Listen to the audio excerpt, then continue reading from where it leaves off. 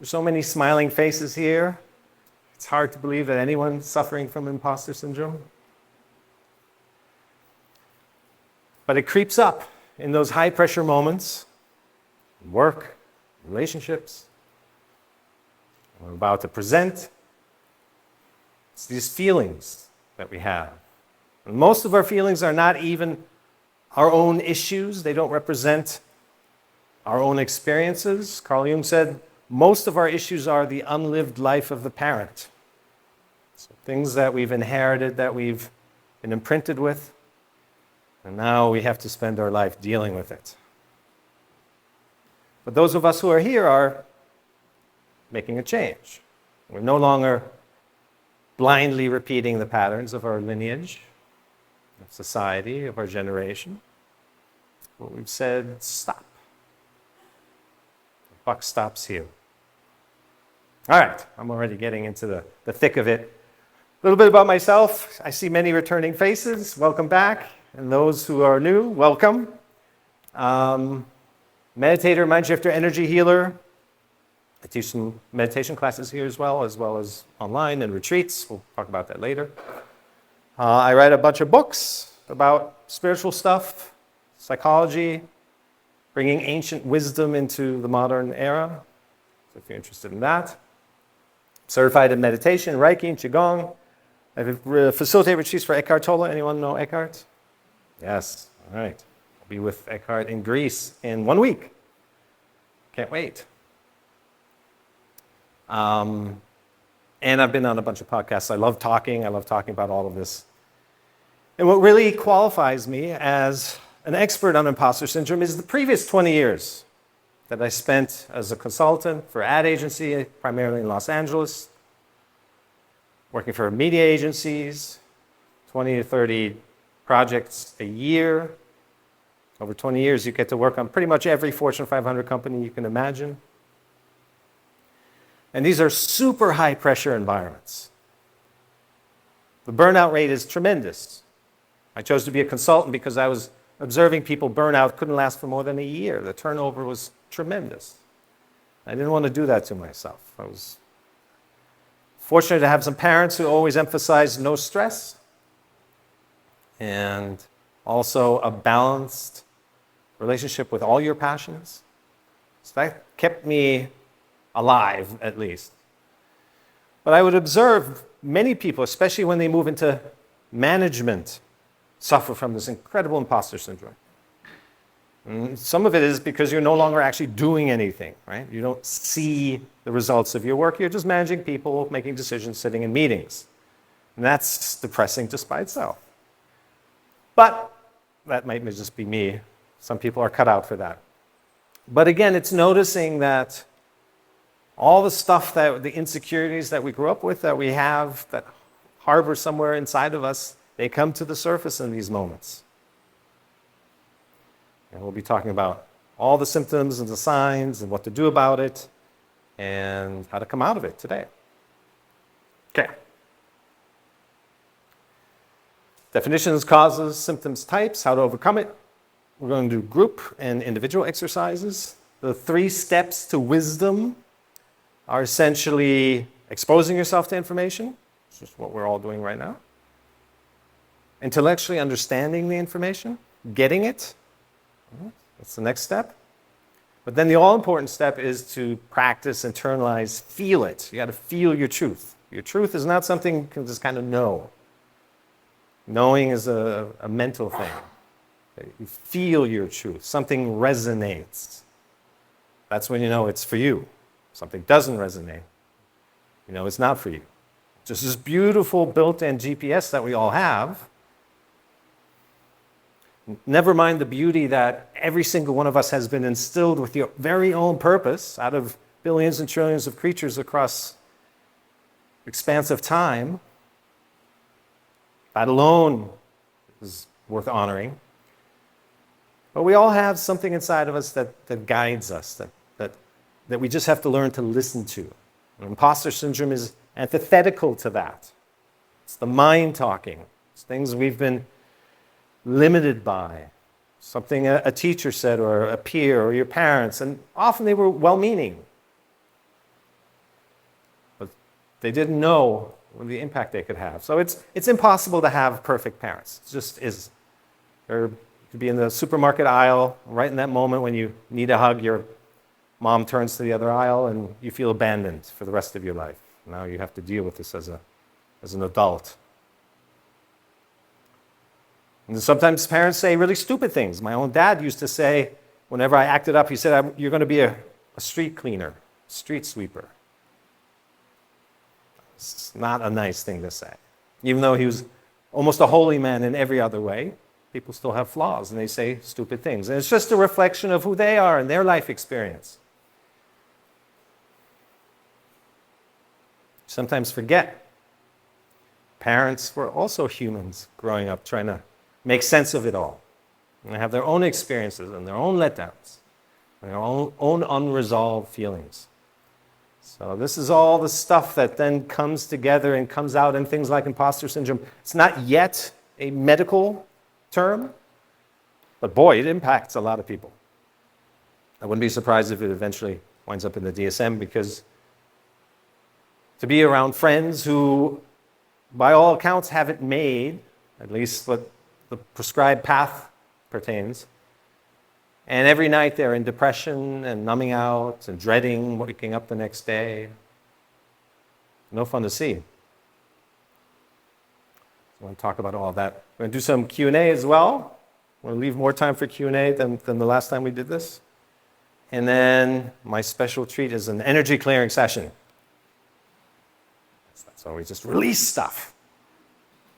And if we don't know it yet, by the end of the session, we will know that we're all just energy beings. And anything that's stuck inside of us, trauma, wounds, unresolved issues, is also just energy.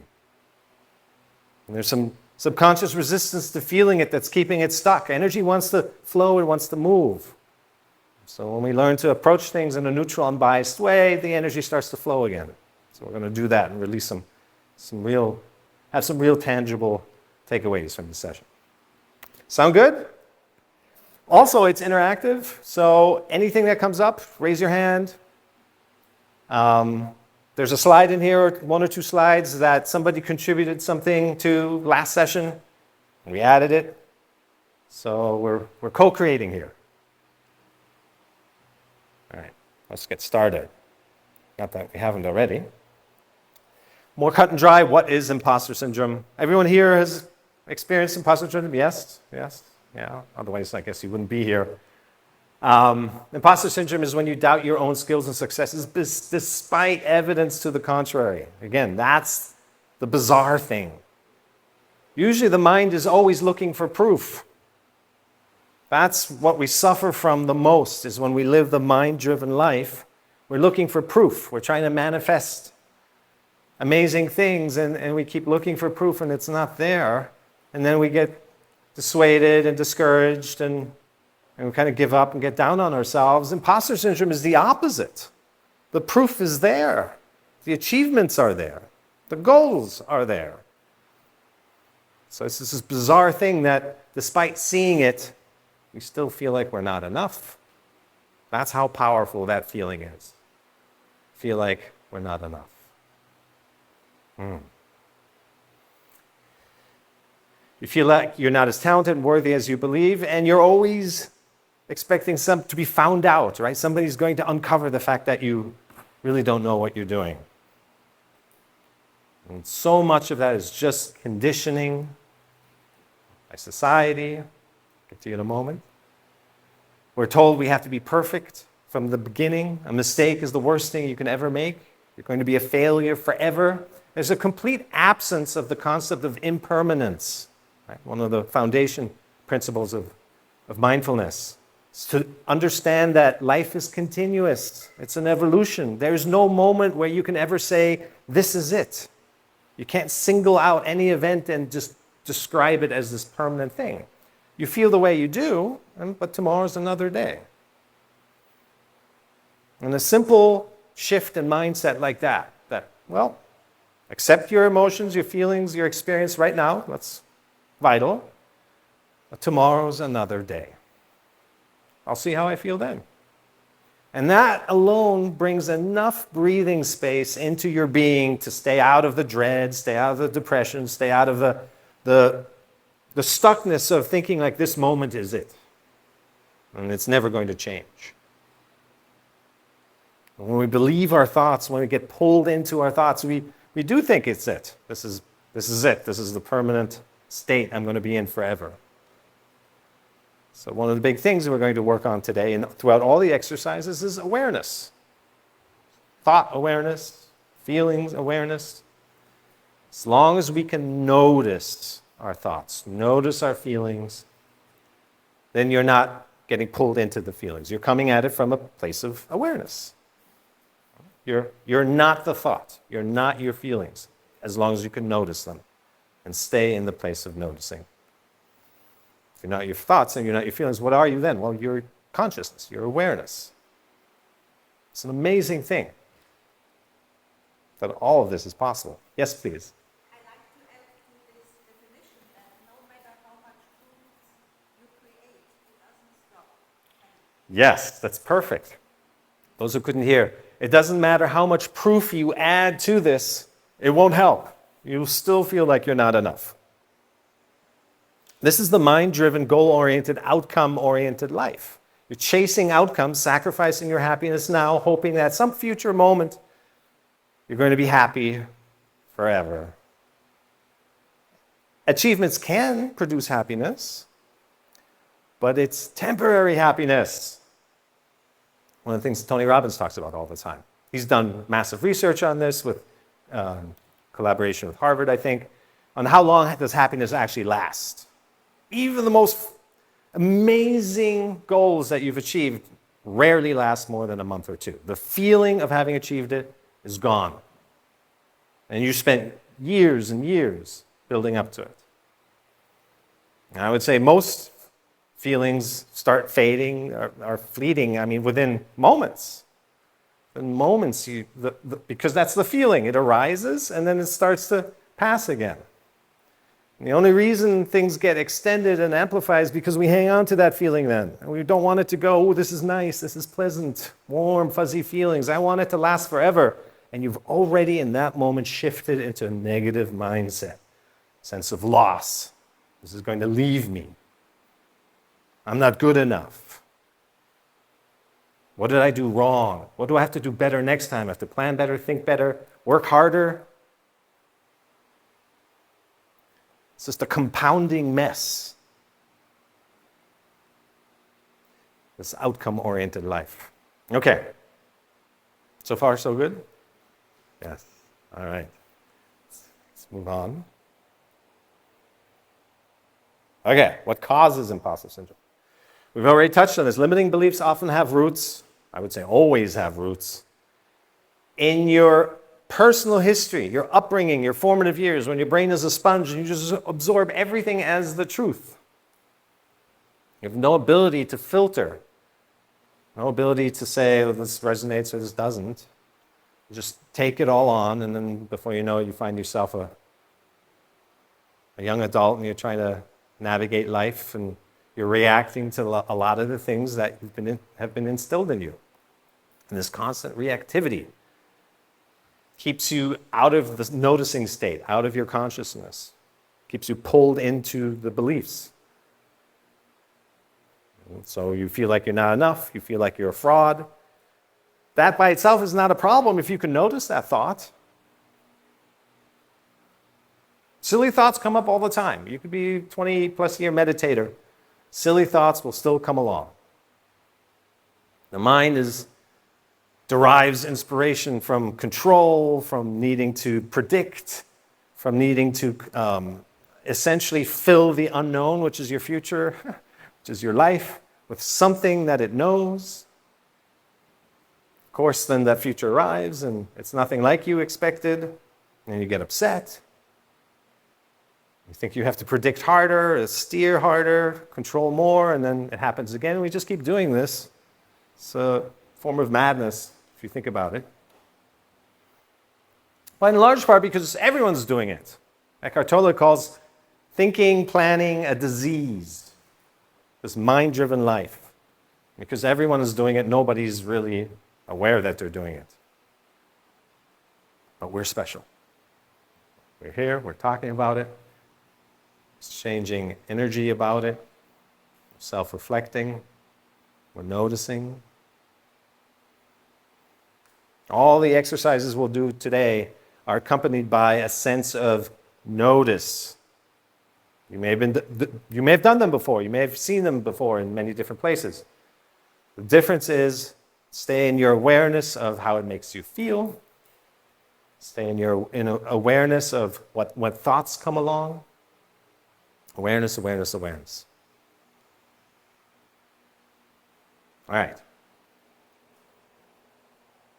Symptoms. This can apply to many things. I always love when something happened to you, you're suffering some ailment, and then you look up symptoms, and it's always what applies to everything. And that's not even funny. It's really up to you to discern when you go to a doctor, you see your therapist, or you do a healing practitioner session. You still have to be aware of, does this work for you? Is what they're saying applicable to you? You have to know yourself. You're the only one who can know yourself. Even your parents don't know you. So we have to know ourselves in order to navigate through life swiftly and effectively, smoothly. But yes, anxiety. You notice anxiety coming up with the thought of going into some situation. Depression, right? Dread, all of these negative feelings. And all these negative experiences exist only when you're lost in thought, when you believe them. I can't emphasize this enough. In Western psychology, it's called rumination. The time we spent lost in thought is upwards of 2/3 of your day. Every single day, all of your life. So all of that time, we're not really here, we're not really engaged, we're not noticing, we're not in our consciousness, we're in our thoughts, we're going down rabbit holes, going crazy, experiencing fear, guilt from the past, projections into the future. Such a mess. One of those things is imposter syndrome. It's such a silly thing. If you think about it. It doesn't need to be at all. It's just because a thought comes along that you're not good enough and you believe it. If you're more in your consciousness and your awareness, you can see the thought come along and go, that one I'm going to let go. That one doesn't behoove me. There's no benefit in giving that one my attention. That which you give your attention to, you become. Positive charged thought, give your attention to, you absorb that positivity. Negative charged thought, you absorb that negativity. Being absolutely vigilant with what we give our attention to, that is the sum total of who we are. And you could have had an amazing life and achieved incredible things for the last 10 or 20 years. But if you just spend one day giving your attention to a bunch of negative thoughts, you feel like crap, feel like you haven't accomplished anything, that your whole life is a failure. It goes very quickly. How we feel about ourselves and our life is really the last 24 or 48 hours. Somebody asks you, how are you doing? That's what you reflect on. Your current state, your current sum total of the energies that you've absorbed and given your attention to. Outside of that, just on a side note, you have the nothingness state, the empty state of not giving your attention to anything, right? So this being Yoga Barn might be something you've encountered in other sessions, or you've come here with that in mind, is to maybe take some steps towards that place called enlightenment. That said, I always re-emphasize meditation, mindfulness is about living an effective, productive, efficient life. That's ultimately it. When you're in your awareness, you can let these thoughts that don't benefit you come and go. You are in control. That is being in control of your life. When you react to all the things around you, You try to avoid the unpleasant things, and then you try to cling to the pleasant things. That's not being in control. That's living at the mercy of your environment. Being afraid that something bad will happen. That's always there. You can't trust yourself. You can't trust life. You're in this state of always in danger of getting upset. So that's what we want to come out of. And we can come out of it. Everyone can. It's nothing special. It's our natural state. Our natural state of being is to feel our feelings, observe our thoughts, be conscious of life passing through us, that everything is impermanent, it's in motion. There's no reason ever to single out one moment and say, this is something. Nothing is something. Experience it, and then experience the next moment. Be ready. Invite the next moment. Be ready to experience what it brings. That's what creates flow and momentum. It's being part of the greater current. Just taking one moment and declaring it, good or bad, doesn't even matter. But lingering on it, amplifying it, missing out on all the different other experiences you could have, other opportunities. Maybe the perfect relationship walked by, or the perfect economic opportunity just walked by. You didn't see it because you were lingering or stuck in thought about the last thing, replaying it in your head. Next time I want to do it better. Next time will never come. No two moments are the same, ever. When you prepare for something, a presentation perhaps, or a talk you were going to have with someone, important boundary setting conversation, and it's the night before, and you're going through all the different scenarios of what might happen. When the day comes, when the moment comes, it's always different. Even if all the people that you thought would be there will be there, even if all the technology held up and the projector didn't break, even if there were no distractions and no unforeseen events whatsoever, it's still going to be different because the energy of that moment is different. It's unique, it's present, it's now. You cannot experience that now, yesterday, or last week. So all we can really do is show up and respond. It's a hell of a different experience than planning, predicting, trying to control ahead of time, and then when you show up, you're reacting to what's happening, comparing it to what you think should be happening. You're in your head, you're not really seeing what's going on. There's a beauty and aliveness that gets lost when we operate that way. We're all here together, we're trying to get through life and make the most out of it, and sometimes just seeing, somebody's wearing a pretty dress or some great glasses and commenting on that can make their day. And it keeps the whole conversation flowing and in a good mood. Life is not that serious. Yes, we'll get things done, there are deadlines. Shouldn't be belittling that, but keeping it light. You'll conserve a lot of energy when you're not just trying to predict the future. It's my favorite question. Can you predict the future? Anyone? No. Yet we continue to live the way as if we do.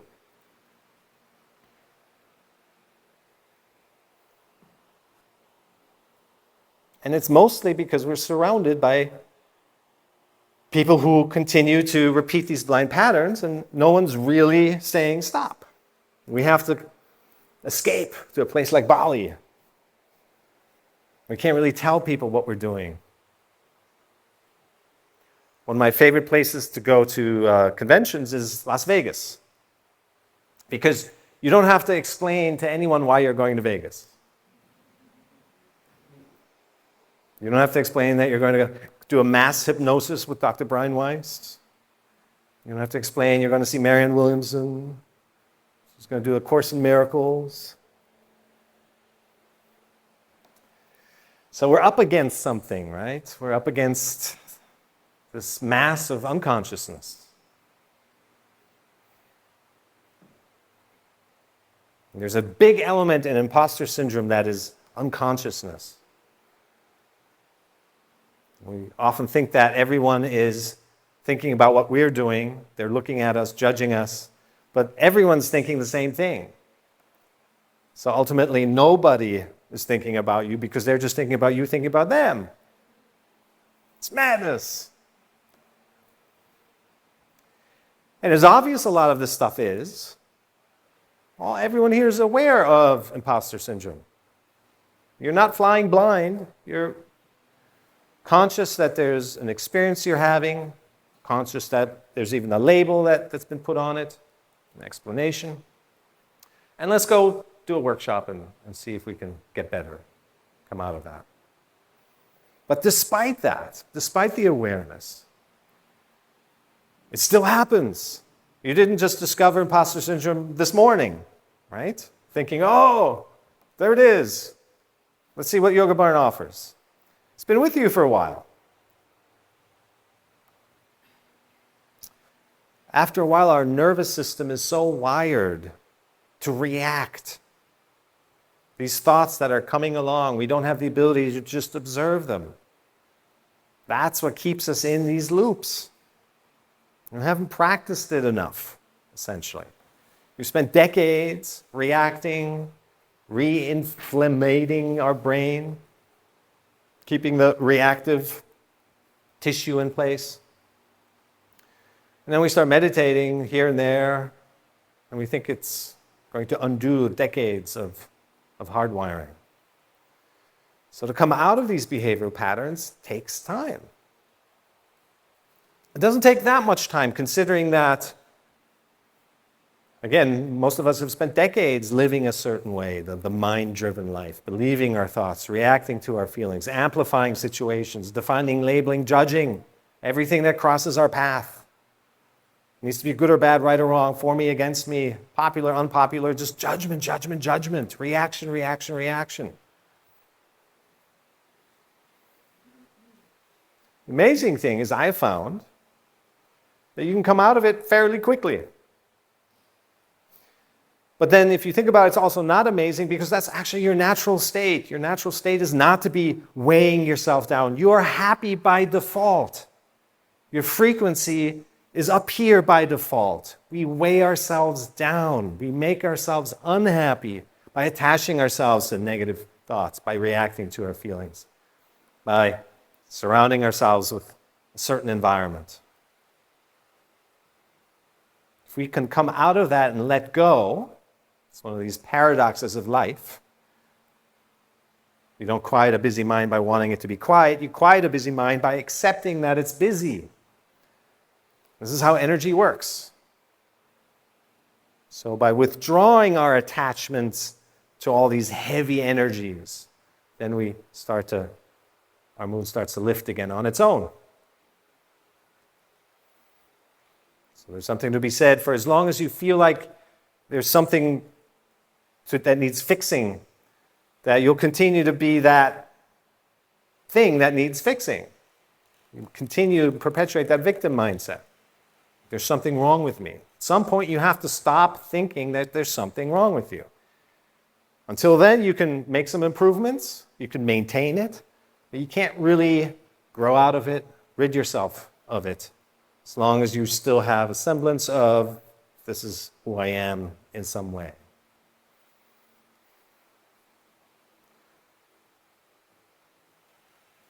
So focusing, what we give our focus to is what we become.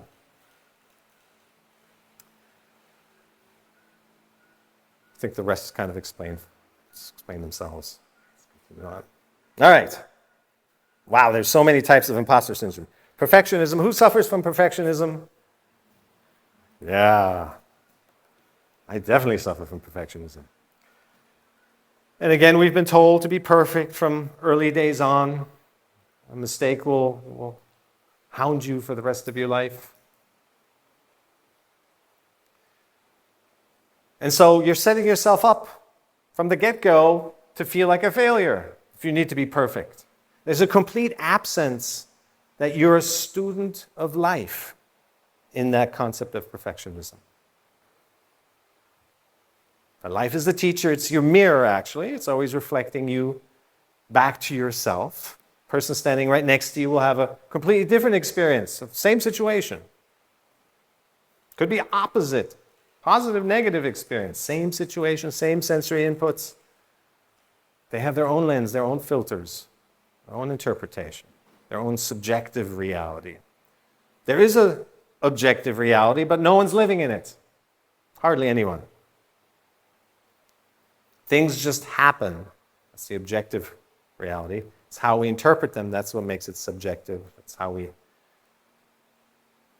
turn it into something bigger than what it really is. And unfortunately, most of our thoughts are negative. They're repetitive and they're negative.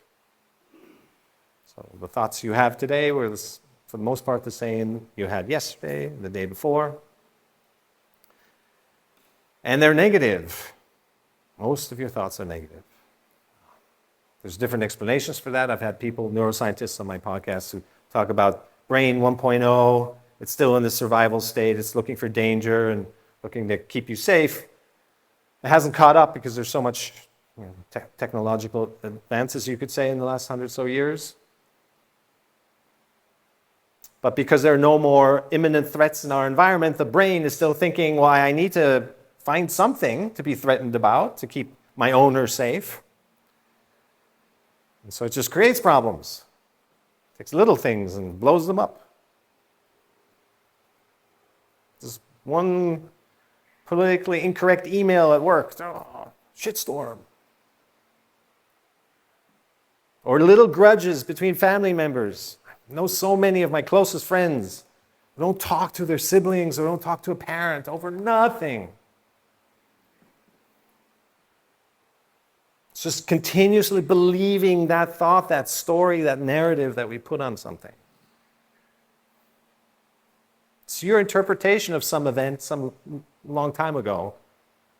Just let it go for your own benefit. The highest form of mindfulness is to recognize that whatever you say, whatever comes out of it, you're doing it to yourself first. If you want to cuss somebody out, you're having to generate the energy of those cuss words long before you speak them. That's the energy you're creating within yourself. We have to be so mindful of what we say. If you're into NVC, nonviolent communication, the charge that individual words have, it's a whole science of itself.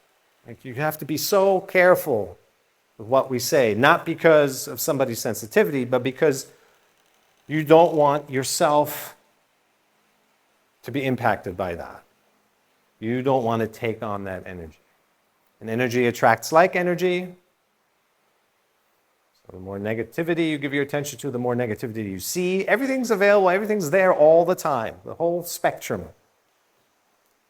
And it's really just which parts do we tune into? It's all available. So that's what law of attraction is, right? So learning to put out a certain frequency, a certain intention. And again, that monkey mind throws a big monkey wrench into our manifestation practice. We can't even stay focused on something as basic as our breath for more than a few seconds. You try it with a candle, try it with your finger. Just observe it for a few seconds. You'll notice the mind starts to pull your attention away, start to drift. How do you expect to manifest your best life if you can't stay focused on something for more than a few seconds? What kind of message is that sending to the universe? This thought, that thought, another branch, this branch, the monkey mind jumping. So we have to start to take back ownership, take back control, essentially, from the mind. Mind is used to being in the driver's seat. And we want to be in the driver's seat. That's how we escape all this misery, all this suffering. That's how we come out of it. Imposter syndrome is just one of these things.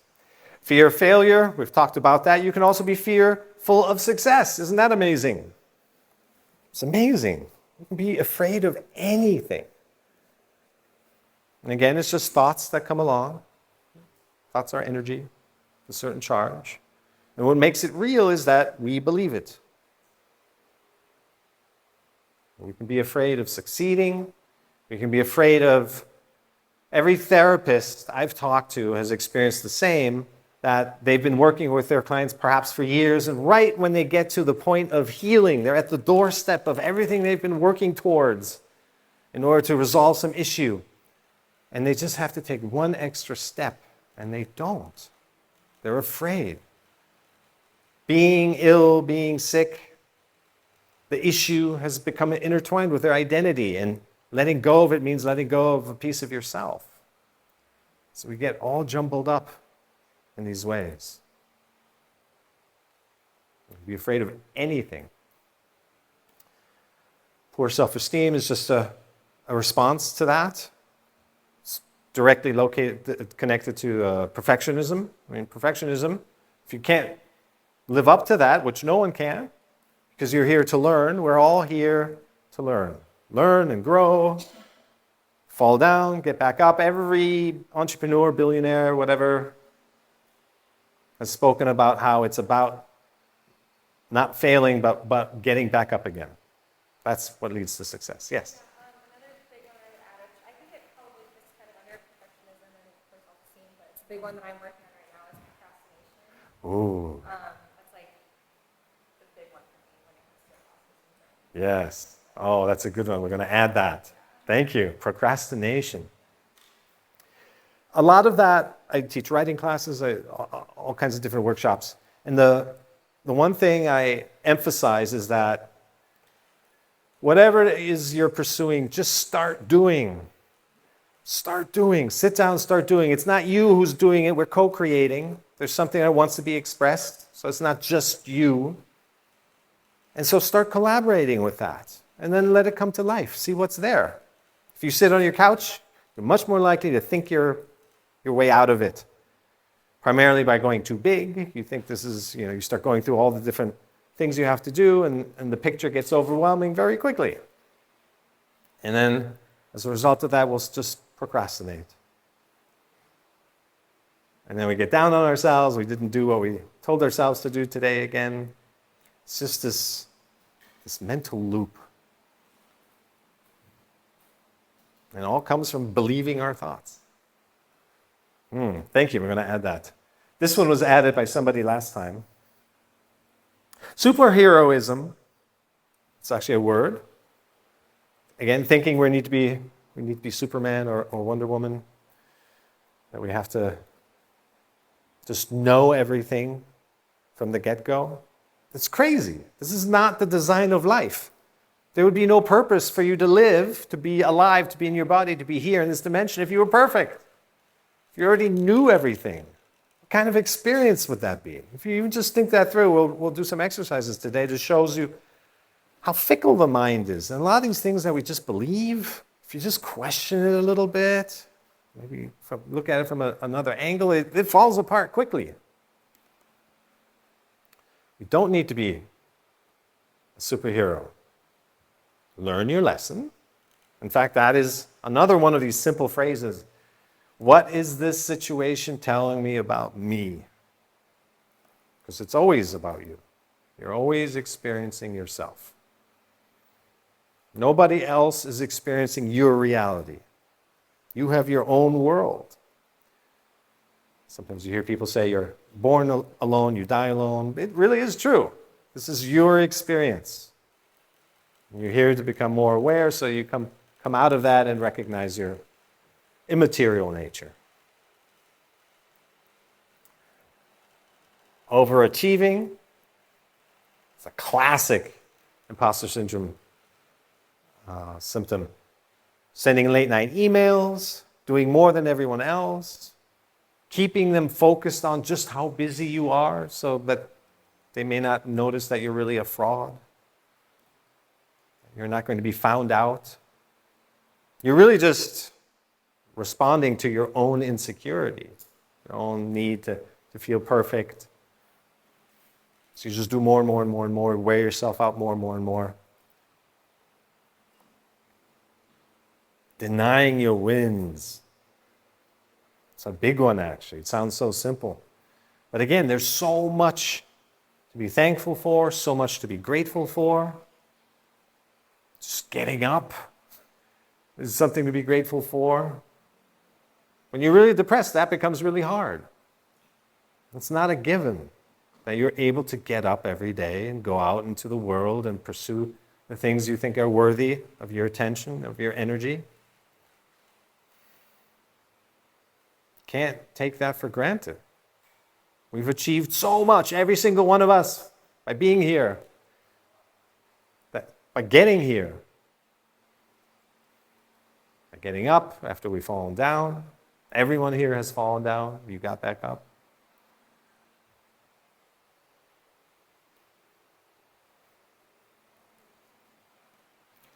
When you start thinking about all the things that you could be grateful for, this is why gratitude is such a powerful practice.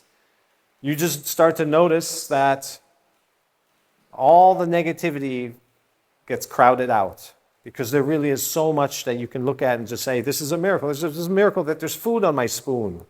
How did it get here? Well, there's farmers and there's transportation, there's industry, and there's care that was put into this, and packaging and design, and it's a lot of creativity and energy and human effort. What really moves me is when I go through the backlands of my dad's side of the family is Croatia, but other places too, Greece and Ireland, where they have these little brick walls through the landscape. And I think they maybe delineate property lines or whatever it is, but it's like you didn't have to do that. Humans hauled tons and tons and tons and tons of rocks, white rocks, and assembled them in all these beautiful symmetrical ways. That's incredible. It's just incredible. Every blossom that here, somebody put that there, that was grown somewhere. Attention went into that. Life force. The chairs you're sitting on. And just go on and on. These lamps. I can lose myself in the trance of things just hanging there, moving ever so slightly.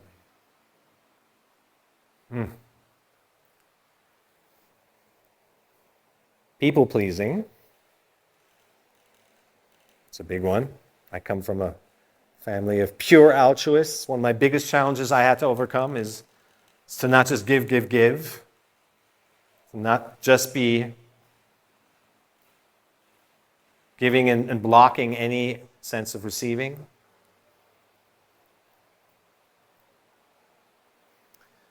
Flow is an equal amount of giving and receiving. We have to be able to receive. Otherwise, we're cutting ourselves off. There's nothing to be ashamed of. It's not selfish. It's part of the equation. The volition that goes into all of our actions is what karma is essentially, is what determines how we feel. I mean, as long as your volition, your intention, your motivation is genuine, then you have nothing to be afraid of. The result will be what it will be. You'll learn from that, and then you carry on. But there's no regrets when you can be true to who you are at every moment of the day. And then you can block out things like imposter syndrome easily. Just flick them off of you like a pesky gnat. All right. We'll do some overcoming exercises. So a lot of this stuff, all the workshops I do on overthinking and other mindfulness programs, that the cure, the solution is always very basic. It's going back to basics. Proper sleep, proper nutrition, sharing, knowing how much human contact is necessary. Most of us spend probably too much time with people because there's a sense of escaping or covering up the things we really need to face within ourselves. So to play with that, and start doing things by yourself and see how you feel. It wasn't that long ago that I went to a restaurant for the first time by myself and was just shocked. I was in my mind looking around. Are people staring at me? Do they think I'm weird? I was even at the counter, which is made for people by themselves. And where did this come from, this weirdness, this weird feeling? So then I made a point of going back regularly to just work through it. Just notice this. Your proliferation, your happiness is 100% within your control. requires that you take responsibility for it. No one's going to show up and do the work for you, ever. They can't. They're not you. They don't know you. But you can. It doesn't matter what they think. Just go out and work on it, research it, become a student of life. That's what we're here for. It's our purpose. To turn the blind behavior, the unconscious behavior, into consciousness. This is what delights God, if you want to go there. This is where the leading edge of thought can take humanity before it gets really woo-woo. It's that being the vessel that transmutes dark into light, unconsciousness into consciousness. This is how we please the forces of creation, because they can experience themselves through us. We talked about celebrating your successes. That's one of the exercises today. Get the facts. This is another one of these things. Just get the facts. Most of the thoughts that are in our head are vague, floaty bubbles. We believe them so much, but they're not really real. If you just poke a little hole in them, if you read up on something, and facts are relative as well, but just read something that says the opposite. And that's already enough to kind of pop the bubble of your belief. So just read up on something and see that, oh my gosh, there are multiple perspectives on this. And that's a great thing. And then the one I am currently believing is maybe not the one that I should be believing in. You can construct your world the way you want it, the way it resonates, the way it uplifts you, the way it expands you. You're in charge. Practicing self-compassion, it's a big one. It all comes back to ourselves, self-love, being kind. Our worst enemy is our inner critic, right? The person that voice that we hear that says you're not enough. We can get used to what other people say, but it's really hard to diffuse the inner voice that is telling you you're not enough. So it requires work, dedication. But you can come out of it. Everyone can. Every capacity that you have towards the outside world is a reflection of the capacity you have within yourself. You can't love your partner more than you can love yourself. You can't love your children more than you can love yourself. You can't attract more abundance than you're ready to receive, willing to receive, open to receive. You can't heal others unless you heal yourself first. You can't free others unless you free yourself first. That's really a beautiful thing about life, is that we should be focused on ourselves. We should be self-centric. It's not selfish to work on yourself at all. It's probably people who are uncomfortable working on themselves that say that. But then naturally, over time, you start to open up. As you work through the issues that you've had, your energy field opens up and you start to be of service to others. And that's the ultimate giving back to life. The things that were challenges for you that you've overcome, you are now an expert at overcoming. And this is how you give back. It's how you become a role model. You can't even avoid it. People will see that in you, that you've been through something, that you're authentic, and they will gravitate towards you. They will come to you for advice. They will ask you for help. Before you know it, you're a role model, a guide, a helper. There's this beautiful design to life. If we just start to recognize what it's meant to be, the path we're meant to travel, we all have our unique path, but there's an overarching design to it. We're not meant to be in depression, thinking we're not enough. All our experiences will keep pointing that out in us until we come out of it. Life does not want you to stay small. It does not want us to be afraid, stay weak, stay narrow, close-minded. It keeps prodding us, keeps pushing our buttons, not to annoy us, but so that we can grow, come out of it, feel whole, come of service, ultimately to be one with the one consciousness. So that's the path. That's the experiment part of here. So whenever we feel anything, it's not about pushing it away. I'm feeling the dread, the anxiety, imposter, all that. Reflect on that. What is that telling you about yourself? Is it really true? It's one of the drills we do today. That could be a powerful question, just in and of itself. Is it really true? Because when you ask yourself that question, that means you're not that which you're questioning. You're always on the side of noticing, of asking questions, of being curious. Then you're in a good spot. You're in a great spot. Accepting praise. Talked about that. Man, not comparing yourself to others is a tough one.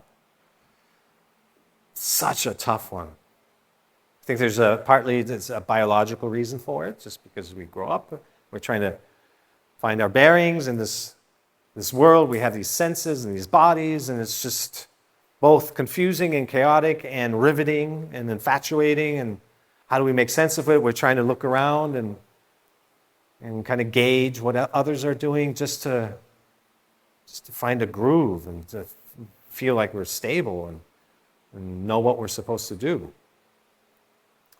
But eventually we have to come out of that. Come out of the group think, out of the group dynamic. I see so many groups,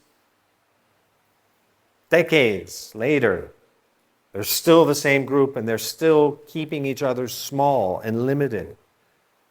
Because they keep doing the same things, the same events, the same activities.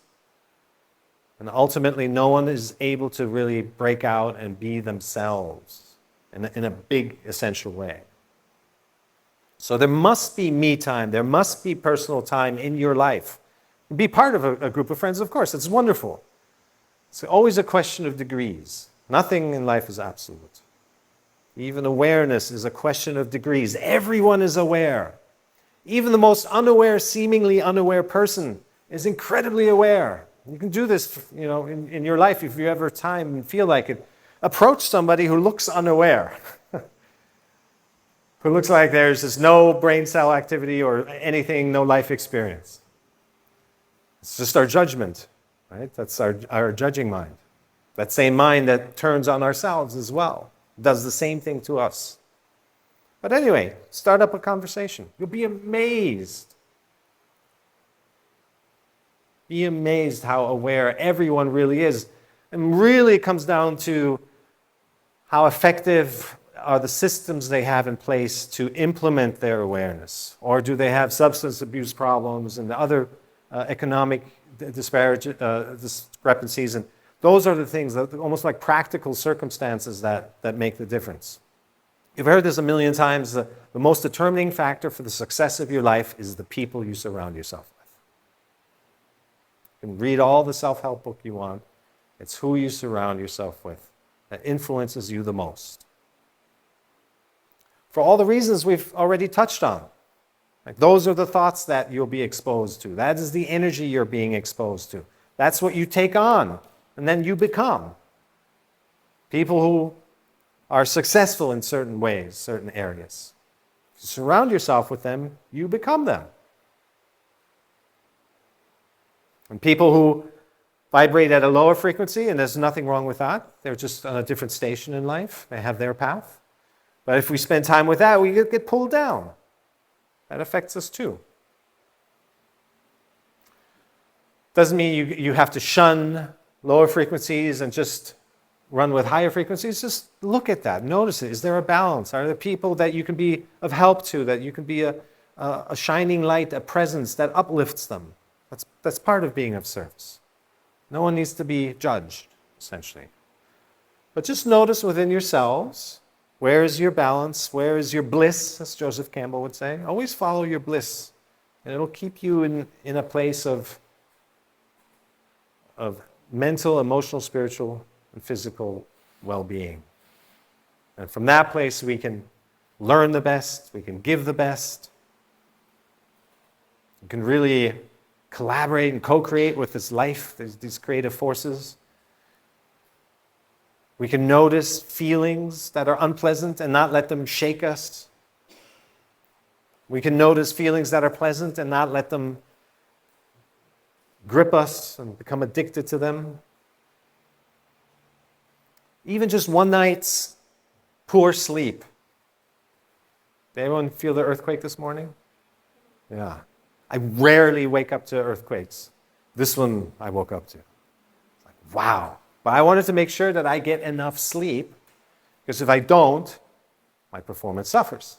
Just from one day to the next. There's a sensitivity in me that just needs to make sure, and then you act on that, right? So you want to be in your optimum place all the time, the vessel that can receive life, can see opportunities, that can engage with things, not from a defensive, closed off, limited place, but from a, wow, this is a playground today. What are the factors? What are the constraints? What can I contribute? What am I here to do? It speaks to you. Life speaks to you. When you're not coming at it from these limiting beliefs, but you're coming at it from, I'm ready, did the best I can. I have my faults, my limitations still, but I'm ready to learn. I'm here to grow. That is the sweet spot. Doesn't matter where you are on the social ladder, in the income ladder. Have to stay in that sweet spot where you're the student, and life is the teacher.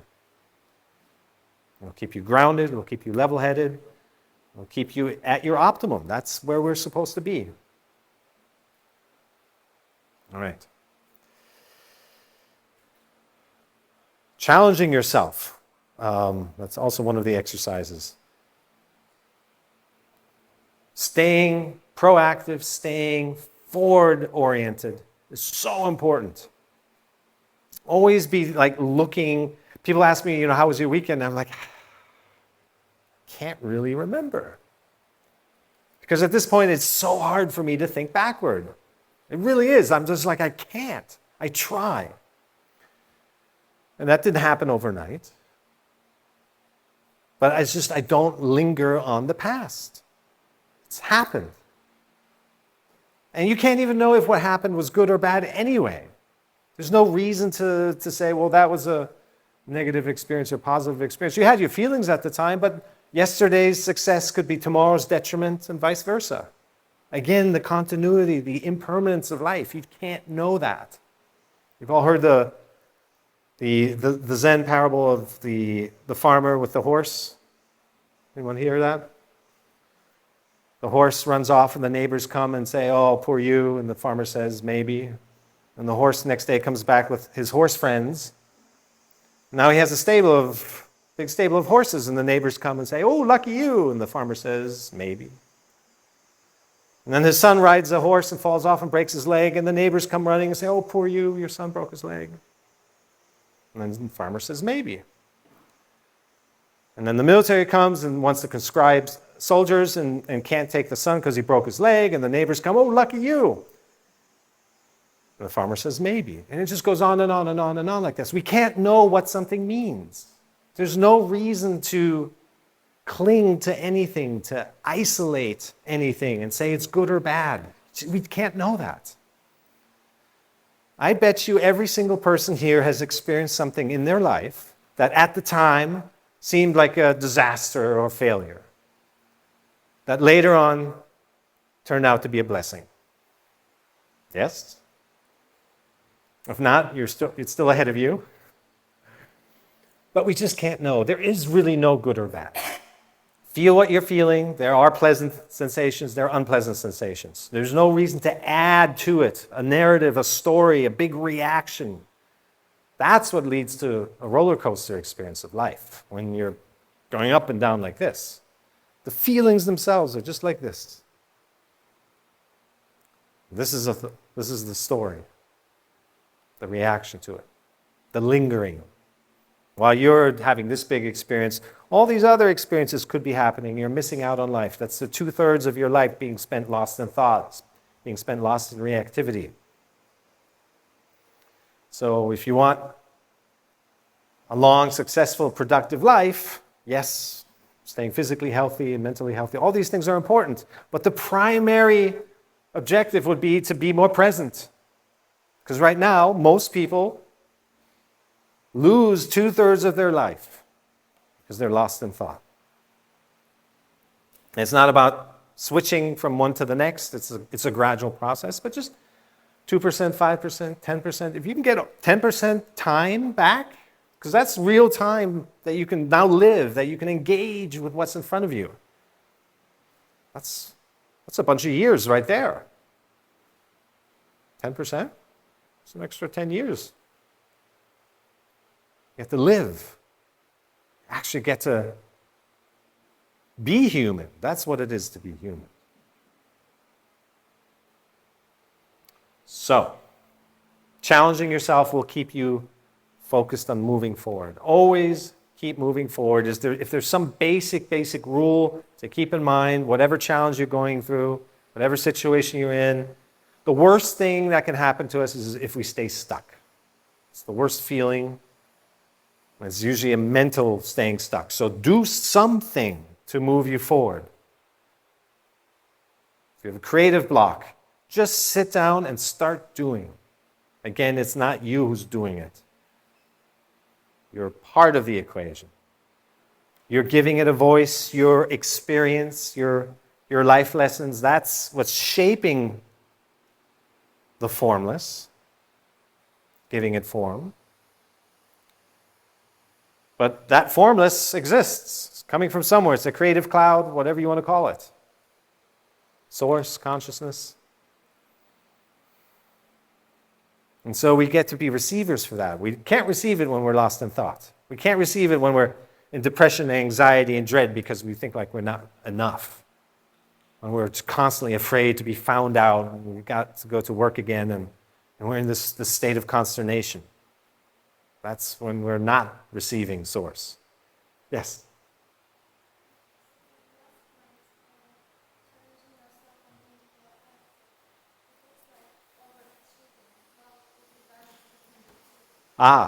Okay, so the question is, how do you know the difference between being proactive and overachieving? Great question.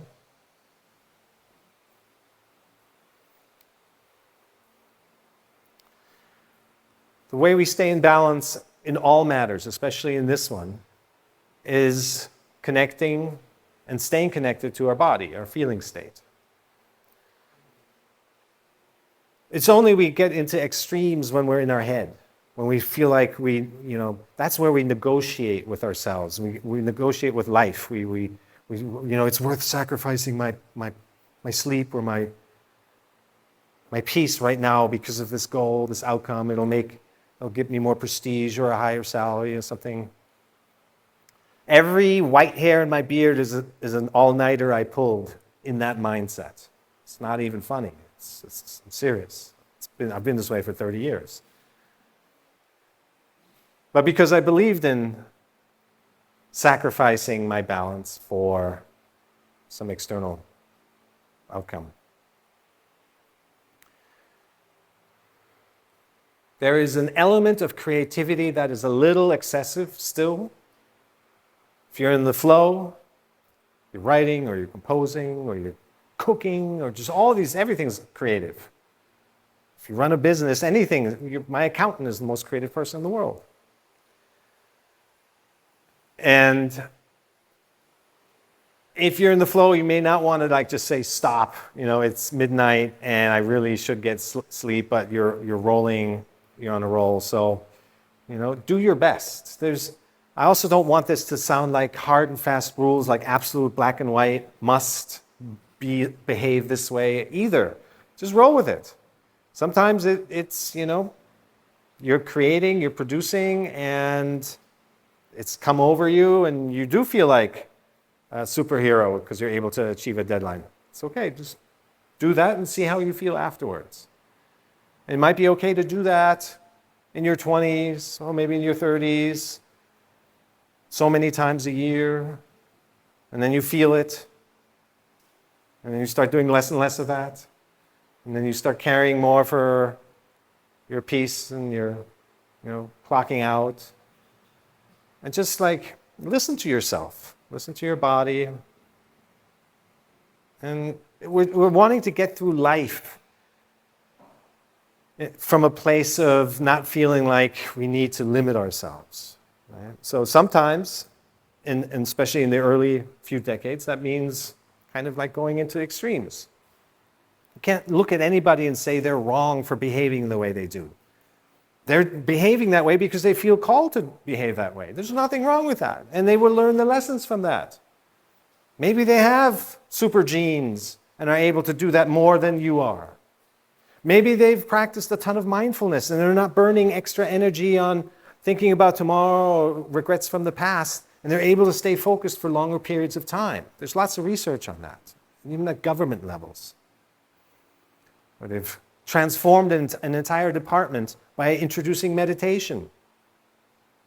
So the energy that we burn when we're lost in thought, if you can gain some of that back, maybe you can be much more productive now all of a sudden. And the sense of overachieving or overworking falls away because you actually have an expanded capacity now. So nothing is so cut and dry that you could say, this is where you work too much, and this is where you work too little, this is where you're working for somebody else, and this is working for everyone. It's just the only way you can do is just stay in tune. Life is messy in that way. And do your best, and then when you come out on the other side, assess. Is this how you want to keep working? Is this how you want to keep living? And it's up to you. Nobody else has a say in that. Okay.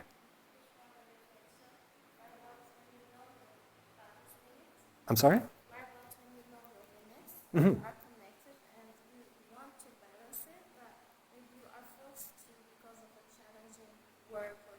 Mm. You have some deadlines and you cannot just stop whenever you feel like you need to stop. Yes. Would you sacrifice that big meeting, the deadline that people are waiting for you to stay connected? How would you deal with Yeah. this contradiction? Yes. Great question. That's a real situation, real life situation. So for those, were you able to hear? Okay. How do you deal with, say, a work deadline, right? And it would go against your principle of staying in balance and getting enough rest and not working towards burnout. But it's work, your paycheck depends on it, or maybe a team that you don't want to let down and so forth. The answer is always do your best. This is the immediate situation. I mean, you have the choice. You could quit. You could walk out the door. Maybe that is, in some instances, if it gets to the point where it's a choice between panic attack and walking out the door, then you may want to walk out the door. That's also still a choice. I did that once. There was so much pressure on me that I knew if I just play along, even if I take one more step, then I'm going to fall off a cliff. And I chose to let a bunch of people down that probably don't think very fondly of me to this day. You can't care about that. Can't. It's your own, again, your volition that goes into it. If you're genuinely feeling this is your limit, maybe there's a conversation you can have. Very often it's just expressing what needs to happen for you to stay productive. I mean, that's a great way to approach this. Is like, look, listen, for me to do the best job I can, this is a great conversation to have at the beginning when you first start a job, because that's where you can set kind of the ground rules. For me to be able to do the best job, I need to be able to, clock out at 6. I'll do overtime, so often or something, but set the ground rules for them to get the impression you're not a dictator. You're saying, I will perform the best under these conditions. And if I'm pushed beyond that, then you have a strong argument to make down the road to say, look, you're working too much, taking on too much of a workload, and I told you in the beginning what my boundaries are. It's a lot easier to redefine yourself between jobs. going into a new job. Once you're there, you've kind of been pigeonholed into something. People see you a certain way, HR sees you a certain way, your salary is a certain thing. It's hard to make big leaps in that state. You've been defined, and now you're part of a larger organization. You can't change a whole lot. But if you want change in your life, or even a jump in salary, negotiate, your strength of being in that position by either, showing your self-worth. It's one of the things we talked about, right? Is to know your self-worth to the company, to your employer, and say, I don't feel respected. And then you can leverage that. Anyway, I can teach corporate hiring practices course if we want that. The best piece of advice is to always think of it as you are interviewing the company when you go look for jobs. You are interviewing them. It's about whether you would like to work for them. Otherwise, we're selling ourselves short. Opportunity cost in life is huge. It's a business school term. Doing A will occupy you so that you're unable to do B. So look at everything in life. What are you spending your time on that you couldn't be because of that? You're not spending your time on something else. What relationship are you in that is preventing you from being in one that might be better? And it's not about judging it as I always want more, I always want the ideal, I want better. Just know yourself. This is coming, make that decision from a genuine place. Did you have a question? No, it was not a question. Maybe it was something in addition for the difference between overachieving and proactive. Ah. Because I found out in my life when I was in a state of overachieving, the energy was always being restless, like chasing, giving speed, and there was not even time for a phone call with someone I love. Yeah. Proactive, when I'm proactive, it feels more quiet, more still. And I have the feeling I'm gaining time. Yeah. By being overachieving, I'm losing time. So it's like Beautiful. She left. That was the perfect answer. It was the elaboration when I said, how do you feel? How does it make you feel? And overachieving feels exactly the way you described. And if you're being proactive and creative and you're reinventing yourself, it's a very different feeling. So we'll fill her in when she gets back. All right. Okay, ready for exercises? Okay. We're going to celebrate our win. So one person is going to be the sharer, the speaker. You're going to talk about a recent success, a recent achievement, big or small, doesn't matter. And the listener, your job is to celebrate the heck out of them. I want to see high fives, high tens, smiles, hugs, laughter. Celebrate the heck out of them. And you, the speaker, feel it, soak it up. Make yourself that winner that you want to be and that the person is projecting onto you, okay? And after 2 minutes, I'll call switch, and then we switch the roles, okay? All right. Let's get started. Hopefully she comes back.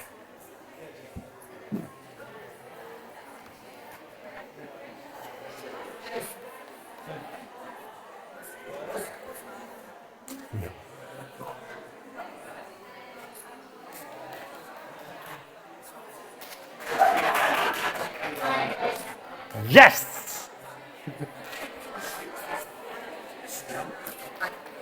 Fist pumps! Come on!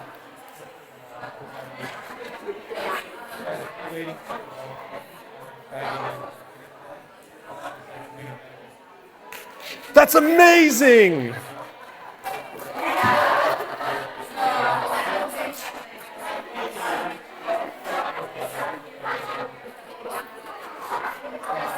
There you go, winner!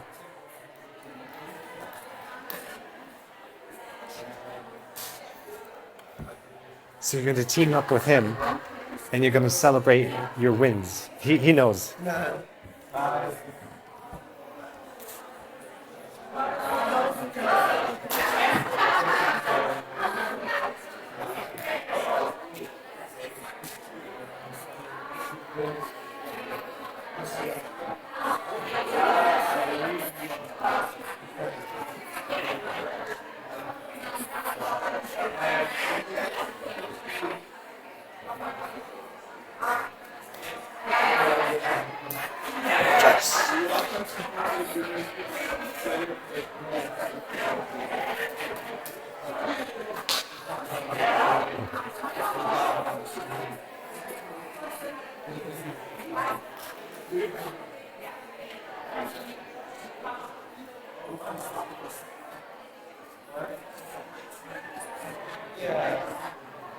That's awesome.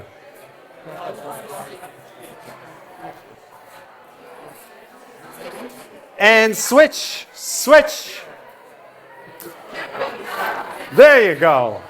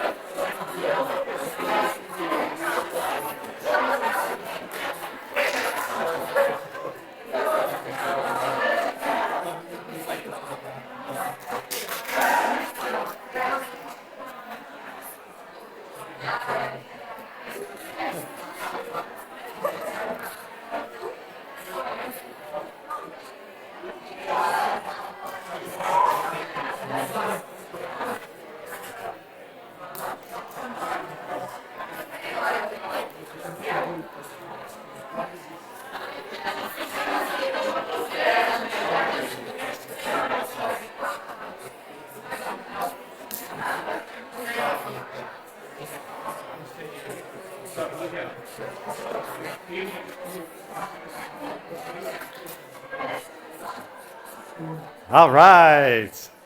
Okay, beautiful. Yes. Beautiful. Okay.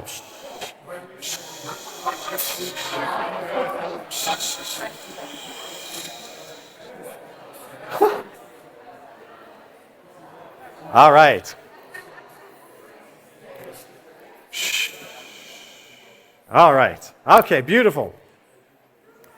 Life can be so simple. If you just do this every day with your partner, a friend, or a sibling, it will change your life. It's all about adjusting your mood, tuning into that which you want to feel. How simple and how fun is this? And look, the whole energy of the room has shifted. This spreads, this attracts. People can't stop smiling. There's momentum. Happy feelings. We're still talking over here. There's so much to celebrate. Brushing your teeth is an incredible achievement. I did a dark retreat recently. And one of the big concerns is, how was I going to brush my teeth in the dark, complete pitch black dark? And you just intuitively squeeze the toothpaste into your mouth. You never even worry about this part. So we're naturally wired to figure things out. We're naturally wired to vibrate highly and positively and take action, be proactive. It feels good. You can tell. Stay connected to your feeling. And that's what happens when we're lost in thought. We're in our head. We're in our thoughts. We're out of our body into our thoughts. And that's when we lose touch. We lose contact. It's our sensations that keep us present. It's the most basic building block of life is our senses. Pick up sensory inputs, what you taste, touch, smell, feel, and hear. And then it shows up as sensations in your body. Those are your feelings. Yes, you interpret them. There's a conditional layer that interprets the sense input, the sensory input based on previous conditioning. But regardless, you're feeling it, and the feeling is present. You're always present as long as you're connected to your sensations. And that's all that is, staying out of your head and in your body. Feeling what you're doing. Using the tools that we've been given, the mind, the language, our bodies. They can be so simple. Objective reality is incredibly simple. When we stay in joy, when we stay in bliss, when we stay in the flow, it's so simple. There's an ease. How hard was it to celebrate yourselves? And maybe at the very first moment you feel, this issue we talked about, receiving being an important element. Maybe at first there's a little hesitation, but when we switched, everything already went up a few decibels because you're used to it. You're used to feeling great. You're used to feeling celebrated. And you want to give back because you felt how great that was. So it feeds on itself. Such a simple exercise. You could probably even do that with yourself in the mirror.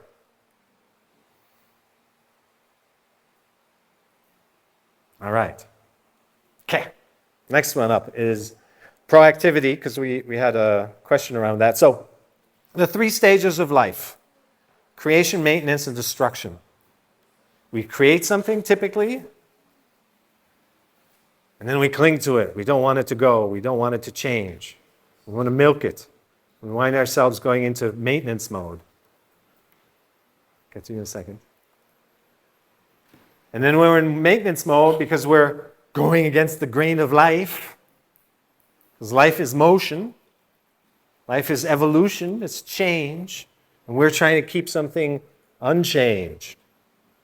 So sooner or later, destruction rolls in. And we'll pry your fingers off of whatever it is you're clinging to. The more time we spend in creation mode, more time we spend in continuously reinventing ourselves, not waiting for maintenance to set in and then destruction to come rolling in, the more we are the masters of our own evolution. You don't wait for something to become stagnant and depress you. You become defensive about that. You try to protect and you don't want it to change. But rather, change as you feel changed. Again, you're the co-creator with life. It's only when you pull back from that you have the illusion that you can kind of hold on to something forever, and then life teaches you a lesson. If you're truly co-creating, if you're truly present, if you're truly flowing and unfolding with life, you can't go into maintenance. You can't invite destruction. You're just continuously evolving. Creating, evolving, giving something life, an idea, a project, short-term or long-term. And then you move on. As you move on, being in sync with yourself, with your own evolution. Not putting something off until next year, maybe when I have time. The moment of inspiration, when something comes to you, is the moment, ideally, that you want to be executing, that you want to be engaging with it. You're in sync with life at that moment. So to offset that and say you'll get to it later, you might be at a different place. And then you lost your connection to the inspiration. That soul idea of the soul of the idea that came along and picked you, now we'll have to find somebody else. And then hopefully next year, whenever you feel like taking a trip or creating a business or whatever it may be, you do it then. It's arising because it's arising in sync of who you are at that moment in time with the creative forces that surround us, picking you as a vessel through which it can express itself. You have the choice to say yes or no, always. But when you really think about it, it's not really a choice to say no to your calling. It usually results in more stuckness, more delays. It's okay. It's just a lesson. But eventually we all get to the place where we want to be living in the flow, things arising, You can have a negotiation at that moment. Like, is this the right time? Women can do this with baby souls. Is this the right time? Are you the right parent? Are these the right circumstances for you to be the mother? Or do you pass that on to someone else? We can do that with ideas, with ourselves, every moment that comes along. Does this resonate at this time? Know yourself. The ancient Greek saying, know thyself. These things have been around for thousands of years, all of this. I used to wonder, why hasn't more consciousness spread? Right? You think that, even if just one person in the family kind of like rises above the blind fray, that it would spread more. The benefits of being present, being mindful, and living in sync are tremendous. To come out of suffering. To look forward to the new day. To be fearless of anything that comes along. To feel like you're ready. Show me the constraints of the situation. And then seeing that as a positive, as a challenge of like, okay, now what can I make of that?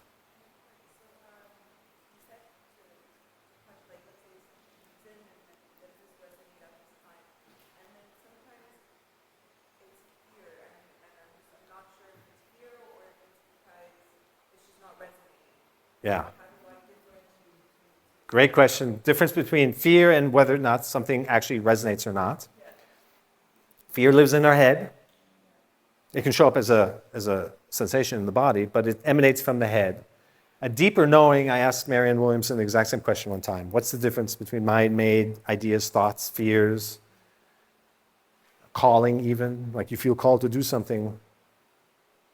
You have an idea, this is it, but can you really know if this is your true calling?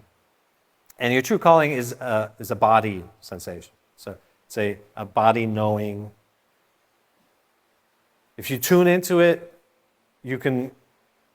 I remember a time when I wasn't, I was still playing around with I can't really tell the difference, but work on it.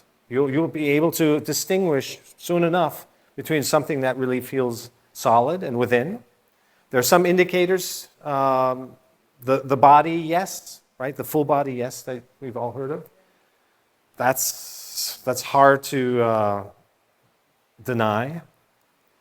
Same thing with the full body, no. So that's really how we want to be living. Full body, yes, full body, no. An inner knowing doesn't jump from one moment to the next. It's consistent. So sometimes just waiting a little bit will indicate to you, like if you wake up tomorrow and you're still feeling the same way, then it's more of an inner knowing.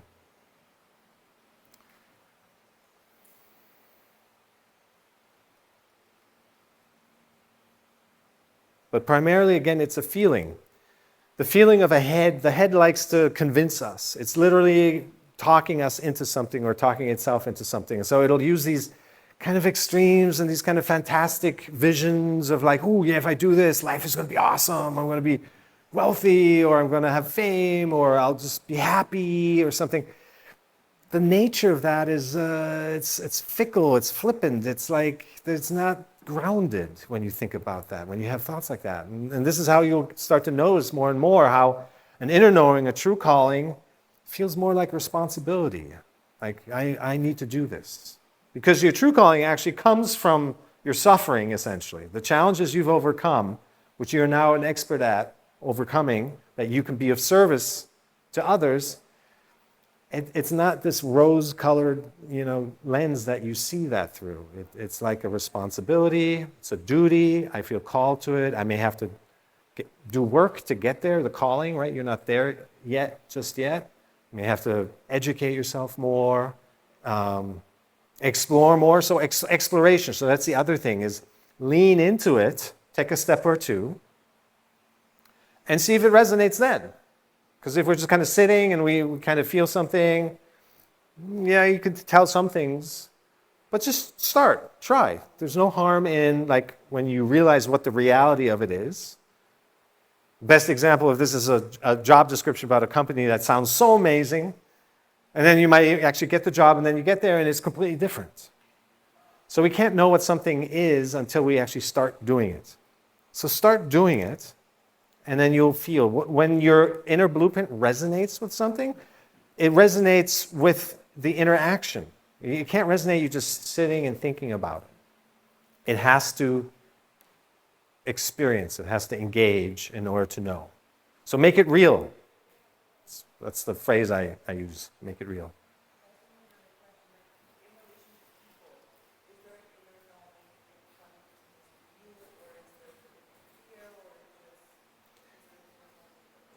Specifically in terms of relationships? Okay, so the question is with dating or other people, that is there an inner knowing?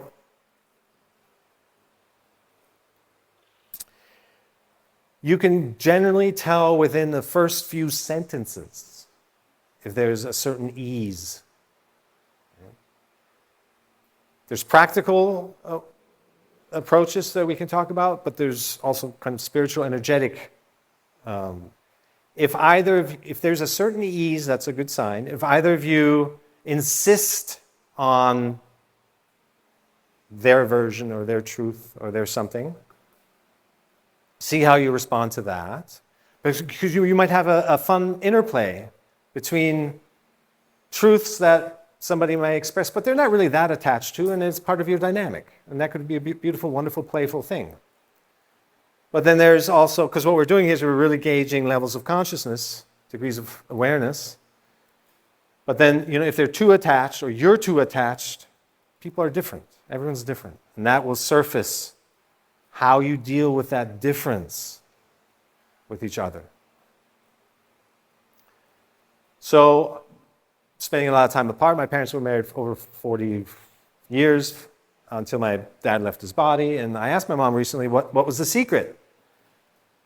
And she said, we spend enough time apart. You have to miss somebody to know where the line is of too close, too smothering, too much together.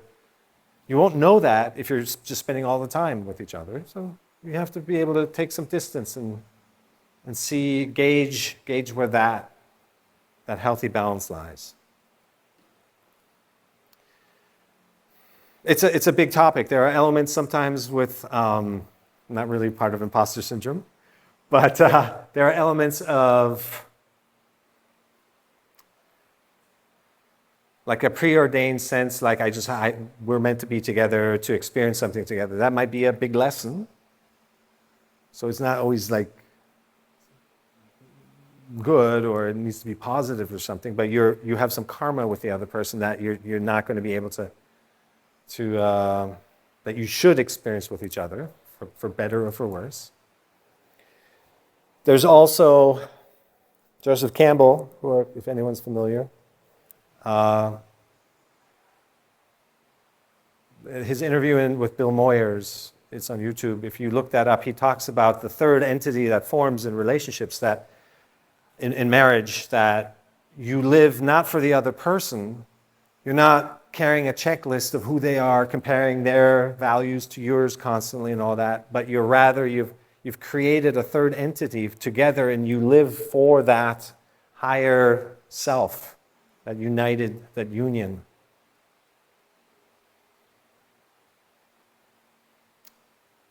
That's what my parents did. They got married after 2 weeks. And they saw the union between them. Complete. They didn't even speak a common language. Of course, sometimes we joked, as my brother and I, the family jokes, that's why they got along so well. Couldn't communicate. But it worked because there was a higher self, a higher union that they were living for. So if you're interested in that, look into that. All right.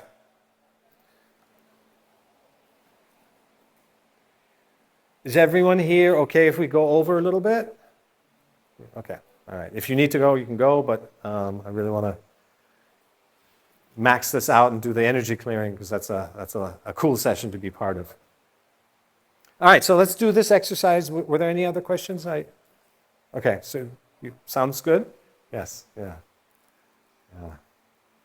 And there's nothing wrong with feeling like, okay, I feel called to be with this person, but that feeling was actually, part of it was compensation for something. You were covering up, some wounds or something you inherited, unresolved energy, whatever. It's okay. That's how it sorts itself out, is that you then engage, you act, you do the best you can, and then you'll learn from that. And it'll be what it'll need to be. It's in line with this idea that we don't need to be perfect.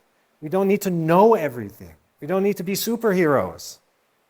Go into the situation because you feel called to and doing the best you can, using the best judgment that you have, knowing very well that a lot of it might be unconscious energy that's speaking, seeping through.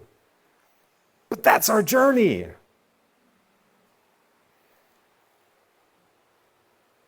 We're not flawed. We're experiencing greater wholeness as we go along. We're unlearning a lot of this stuff. We're removing layers. Underneath that, we'll have our pure self. So there's no right or wrong. It's just doing the best you can. Learn from it. Don't linger. Don't judge yourself. Don't amplify. Just experience. Let your inner wisdom guide you as much as possible. You know you're in your head when you have doubt, when you start second guessing, when you have fear, when you have anxiety, when you're depressed. All this stuff means you're in your head. Do something to get out of the head. It doesn't take much. Take a walk. Focus on your breath.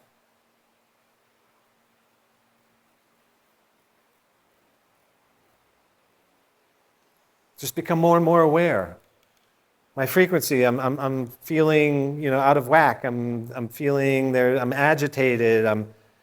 It's a sense of confusion, disorientation. Is this right for me? All this stuff is an indicator that you're just too much in your head. And it's not even a question of in your head or not in your head. It's a question of degrees, because we're all in our heads. It's part of our design. So it's really just a question of how soon can you catch yourself when you get lost in thought? How soon can you come out of it? How soon can you accept the situation as it is so that you can move forward? Acceptance is not giving in. It's not giving up. It's not becoming a doormat for life. It's not being passive. Acceptance is not bringing in baggage from the past, not diluting, distorting the picture with projections of the future, but just seeing it as it is. Okay, this is my playground. These are the elements. Now, what can I make of it? That is the path of least resistance. It's the path of least suffering. But it's not even about the suffering anymore. If you can stay present with what is, it's about creation, co-creation, fun, excitement, inviting the next moment.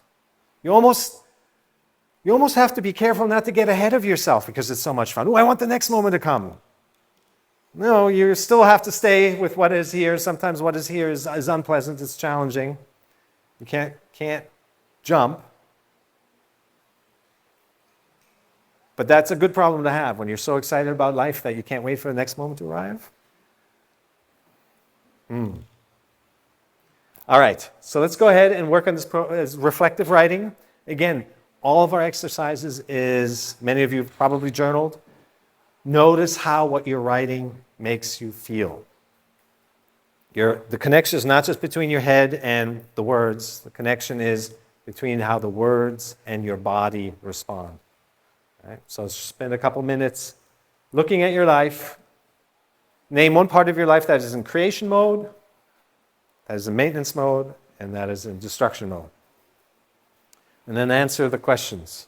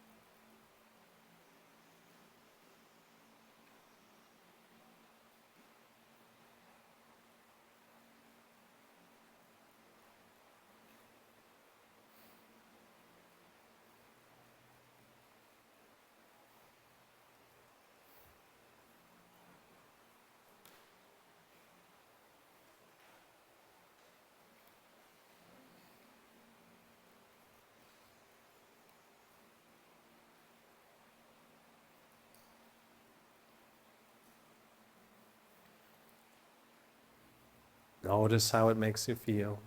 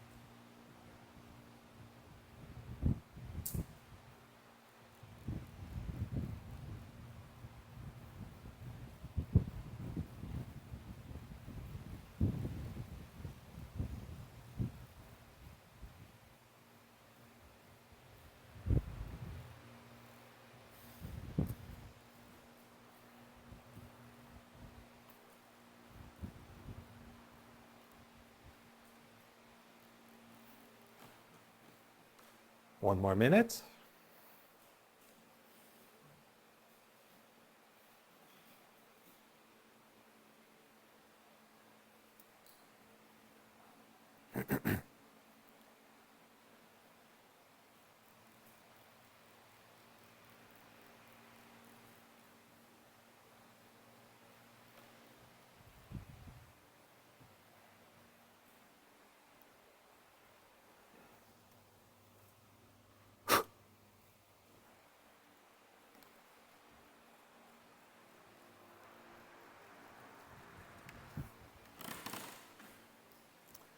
All right.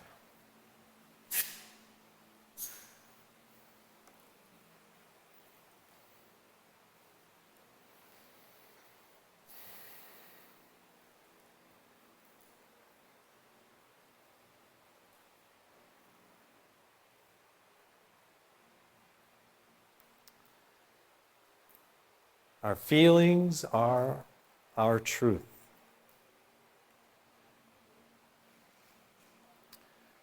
There's a sensory input. Your brain interprets it based on past conditioning, shows up as a certain sensation in your body. If it's an unpleasant sensation and you react to it by pushing it away, that interpretation stays stuck. If it's a pleasant sensation and you cling to it, that interpretation of the external event stays stuck. This is how we become full of stuck feelings. This is how we walk through life constantly feeling triggered. By learning to observe, of noticing your feelings in everything you do, you're giving that feeling space, breathing room to arise and pass. It leaves behind a bit of wisdom, that is the resonance of it. This is for me, this is my truth.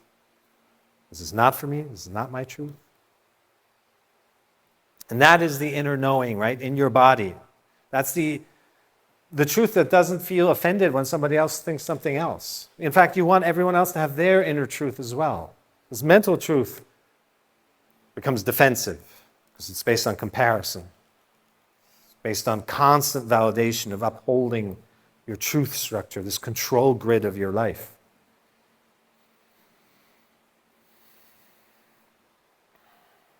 So always feel, observe your feelings. Not reacting to them, that just perpetuates things. Notice. All right. Ready for the next one? All right. Anyone have any questions about this or want to share something? No? All right. Good. Journaling is super powerful. Again, if you're already journaling, add to it the element of noticing where what you're writing makes you feel. It will change your journaling practice. It'll up-level it. Yes. So as you're writing, and I did this for the longest time, I was writing, it was me and my thoughts, and I wasn't connected to my body enough to recognize and notice where am I feeling what I'm writing about. It's just me in my head. I was super in my head early in life. And it took a lot of effort to establish a connection to actually realize that, no, we're biochemical machines, organisms that are constantly engaging with the world around us. There's trillions of cells inside of us that are interacting. There's sensations happening, feelings happening all the time. We're full of life. We're full of aliveness. And we're not aware of it, particularly when we're lost in thought. So to become more and more aware of this aliveness, so as you're writing, maybe somebody triggered you, a conversation with a family member or something, don't just write about it, but notice where you're feeling it. A lot of emotions are in your stomach, solar plexus, heartache, grief in your heart and your lungs, blockages in your throat from not speaking up. But it can be anywhere. So just notice where things are showing up as sensations in your body. You should be connected to your body at all times. So if you're having a conversation with somebody or walking down the street, doesn't matter where you are, you should always be feeling your aliveness. You should always be feeling your feelings.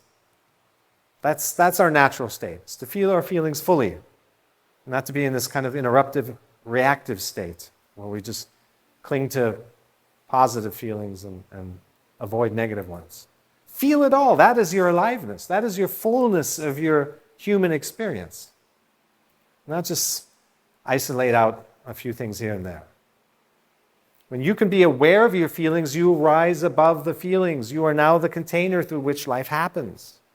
You're no longer attached to every single thing that happens and that you feel this way or that way. That's where you feel jerked around by life. That's when you're at the mercy of your environment.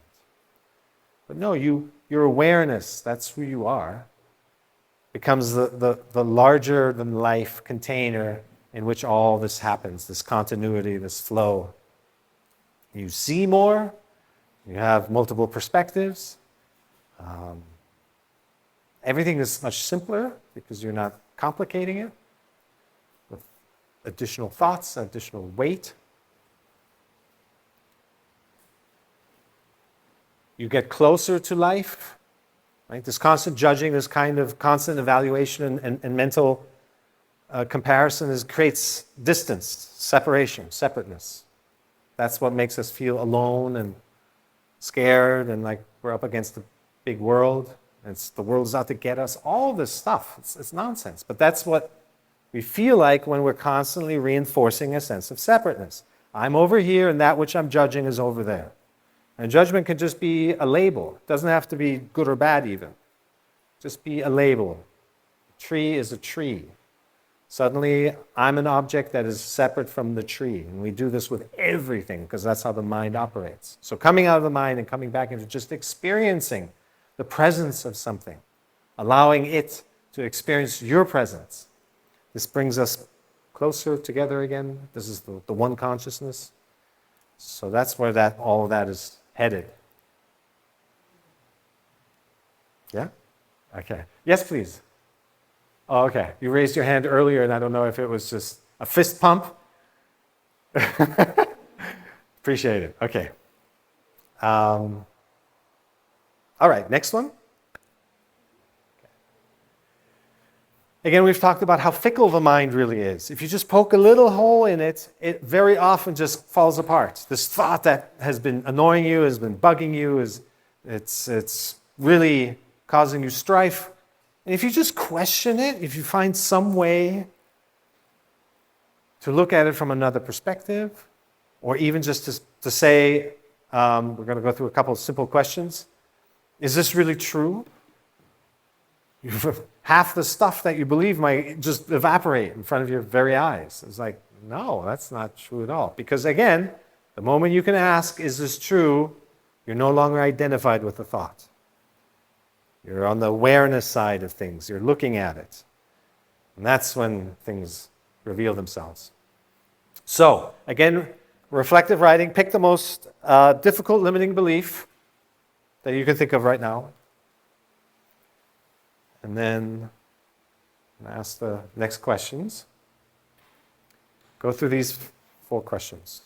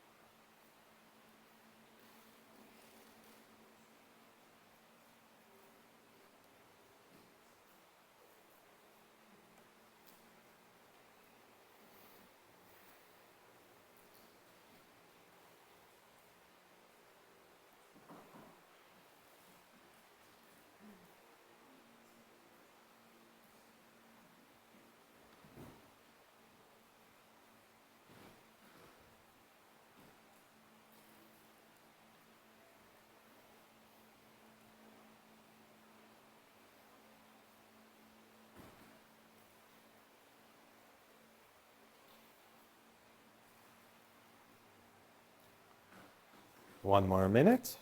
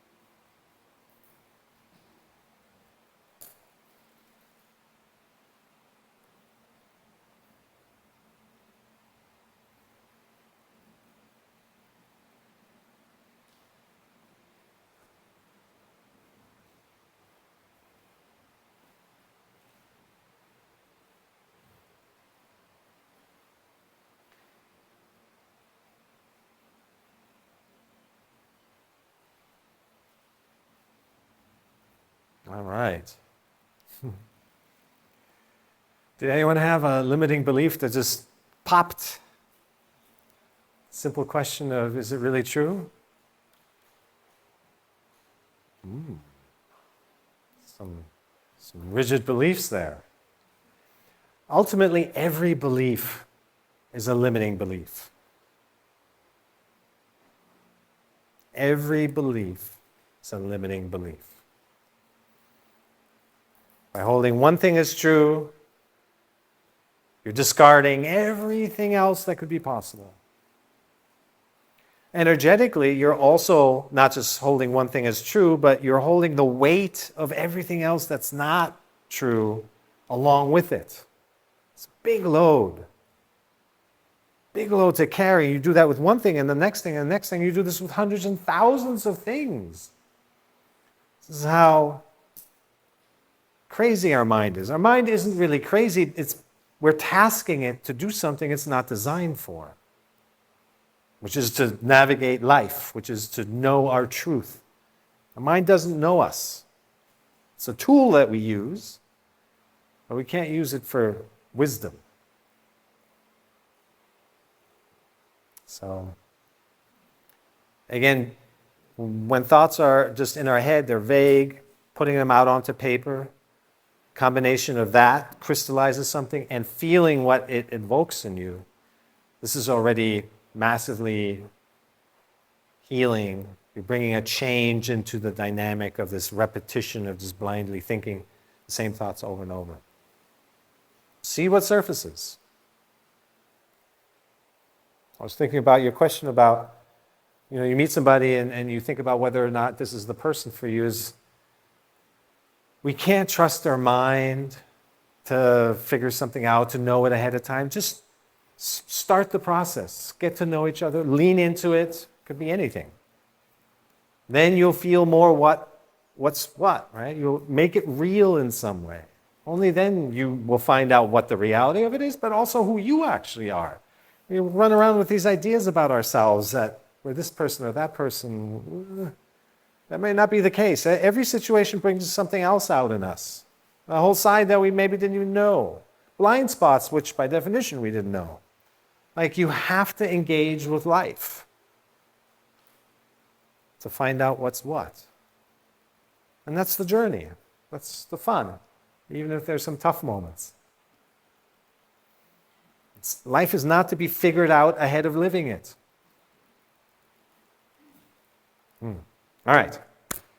Anyone wants to find out more about Byron Katie? She's in her 80s. Expensive workshops, but if you can take one, it's life-changing. Everyone that I know who's gone has come back completely transformed. And the method is essentially twisting your thoughts into knots in such a way that the mind just lets go of all of its beliefs, because they're just artificially maintained anyway. But letting go of who you think you are is not so easy. One of the hardest things, dark night of the soul, is when you finally let go of that whole belief structure, who you think you are. It's the hardest moment of your life. Okay. All right. Now let's switch to energy clearing. All right. Think of a situation that triggers you. We're going to journal for a few minutes. It could be the work imposter syndrome. It could be how good are you at yoga, imposter syndrome. If you're instructors at anything, imposter syndrome. Whatever triggers your imposter syndrome, just write about it for a few minutes. And again, notice where you feel it in your body. This is key. It may show up in many different places, but just notice all the different places, and particularly notice the most prominent sensation.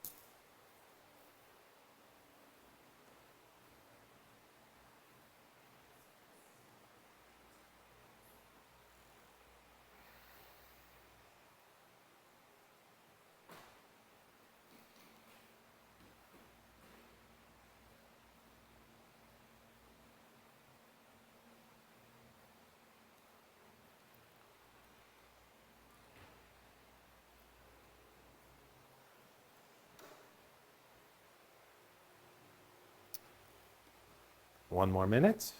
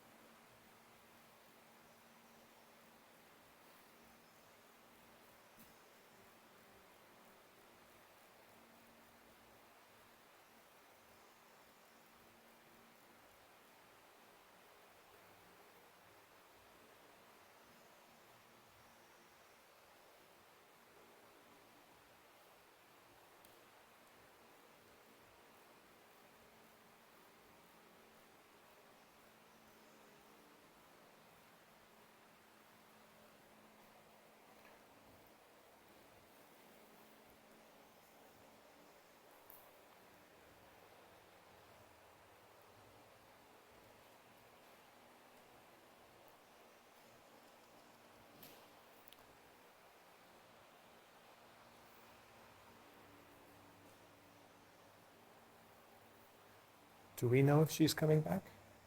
Is she coming back?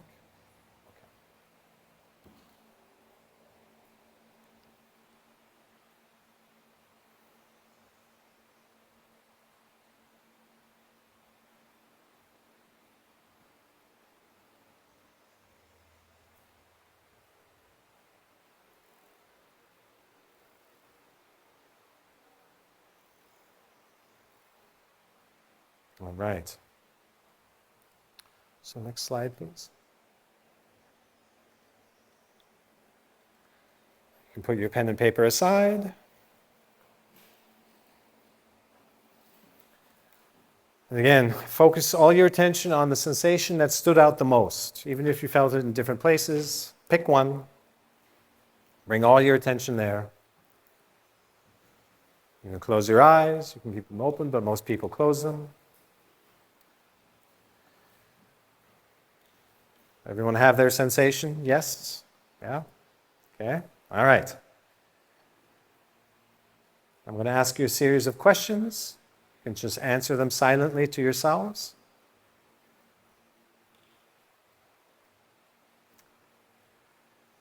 Is this sensation a broad simmering sensation or more of a concentrated pinpoint one? Just answer silently to yourself. Is the sensation a broad simmering sensation or more of a concentrated pinpoint one?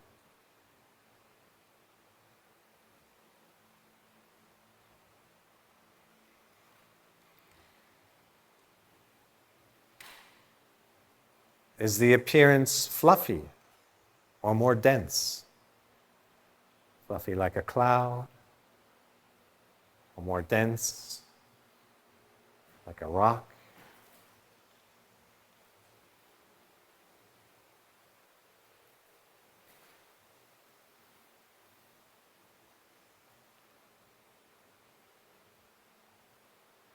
Can you see if this energy has boundaries? Can you see the edges of it?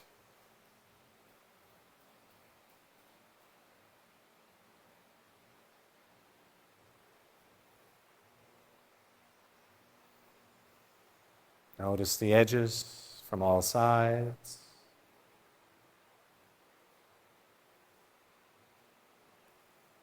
Is there a shape that you can tell? Perhaps it's round or oval or jagged.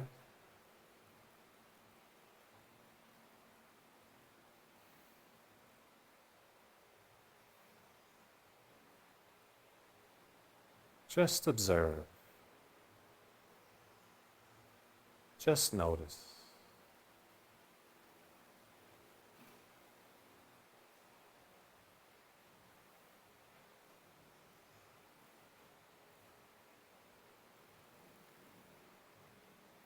Is this energy three-dimensional?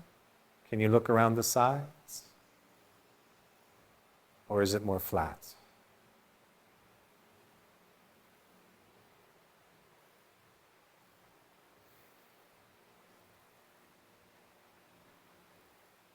Just observe. Just notice.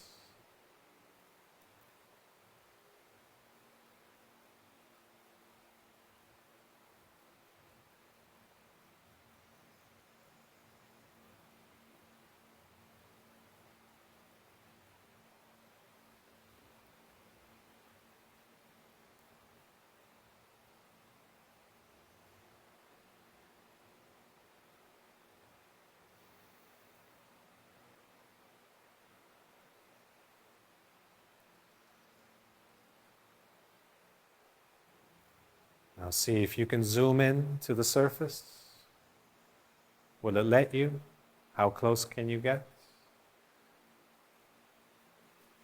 Just find a comfortable distance and observe. A little tension is okay. If there's discomfort, you can always back off.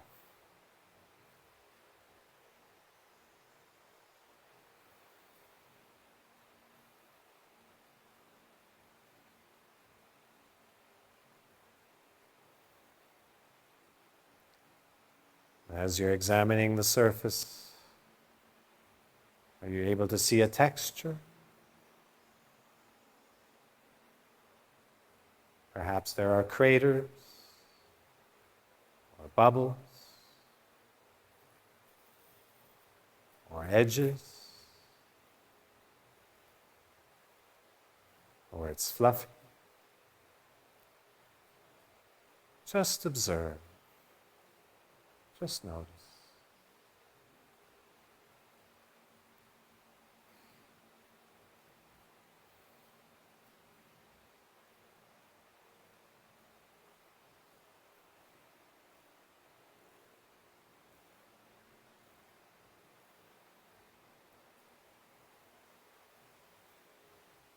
Are you able to see a color?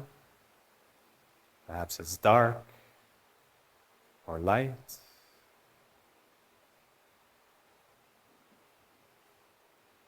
Is it the same color throughout? Or are there different shades? Just observe. Just notice.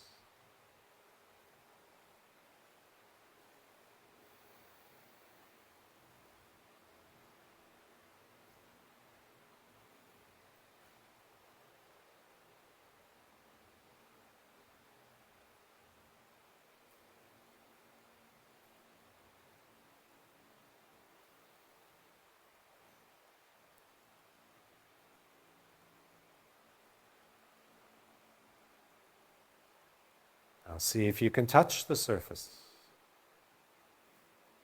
Tap it. Will it let you? If so, just touch it all over, gently, noticing any changes in shape or size or color.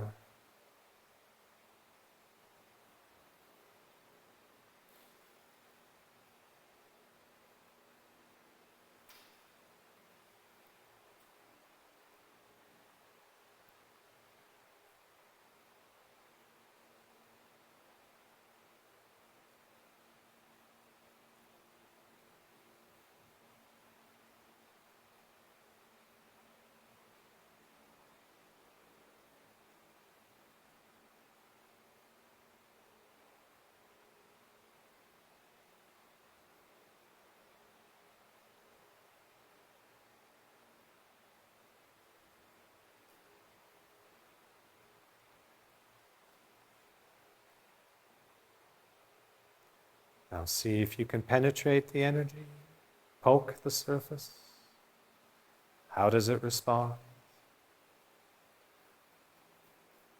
Does it spring back or does it stay indented?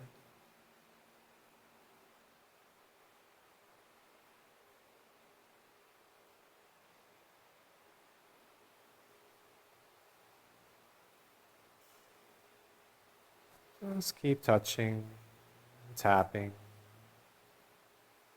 and penetrating.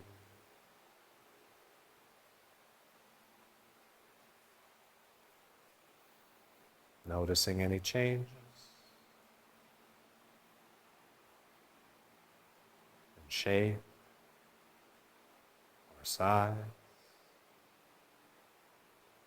or color.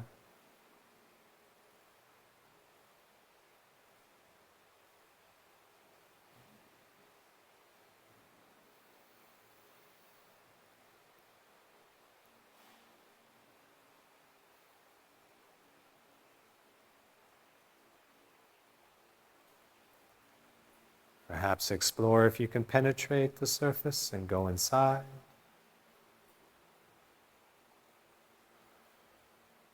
Look at it from the inside out.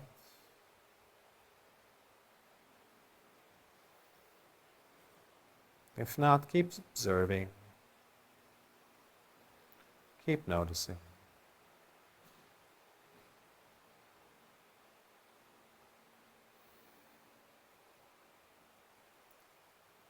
Keep exploring. Keep examining.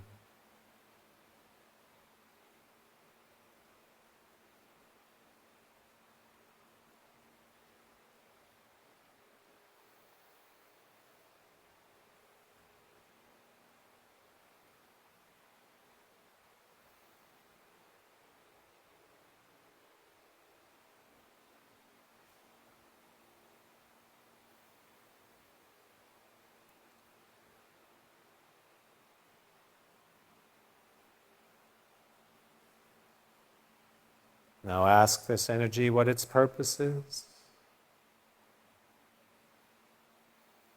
What is it here to do?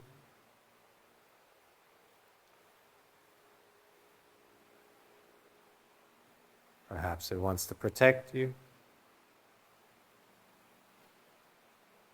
or it's covering something up.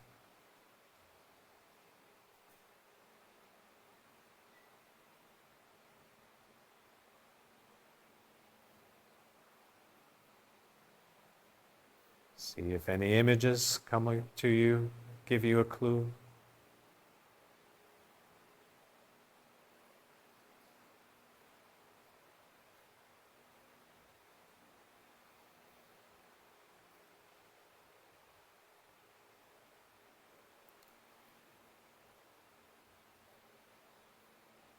Now ask this energy if it wants to leave you.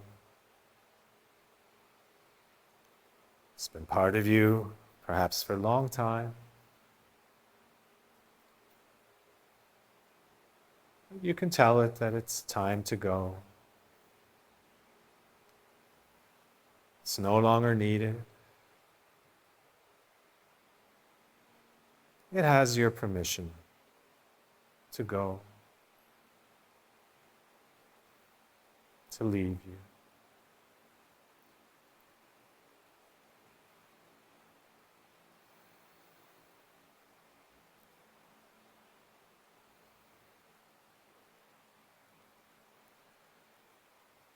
Notice how the energy wants to leave you. Perhaps it wants to dissolve or melt away or leave you through an opening.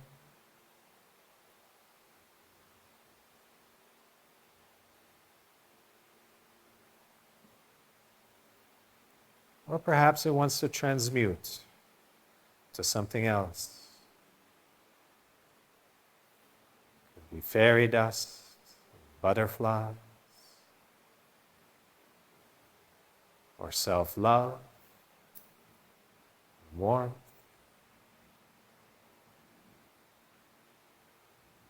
Just notice what it wants to do and support it on its journey.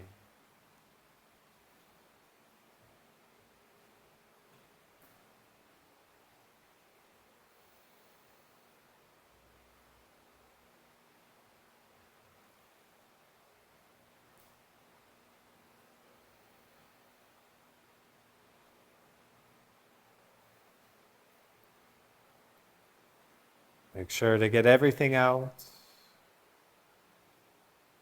Release or transmute everything that's there.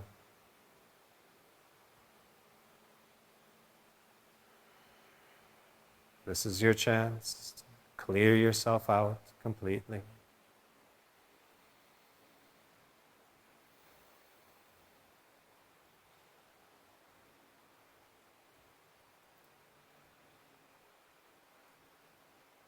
And as the energy leaves you, or dissolves, or transmutes, notice what it feels like to be free.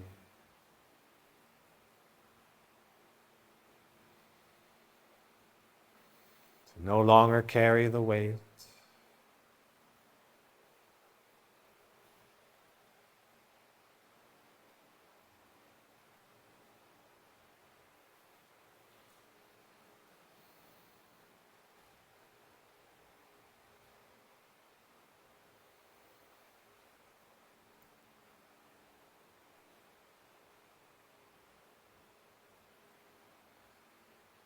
Now, looking at the space where the energy used to be, what do you see there now?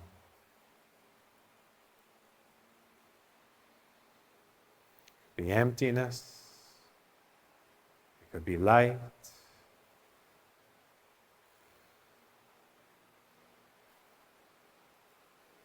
What do you want to invite into this space? It can be anything you want.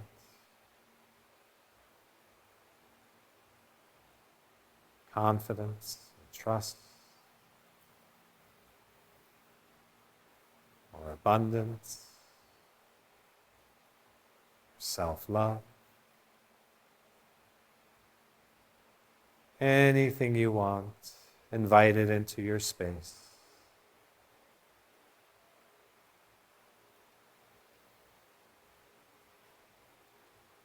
See it filling you completely.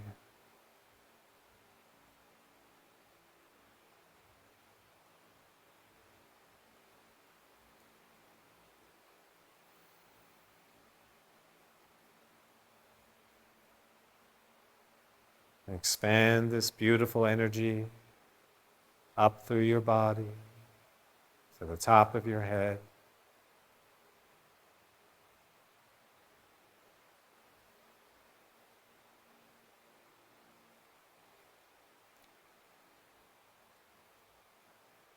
And expand this beautiful energy down your body to the tips of your toes.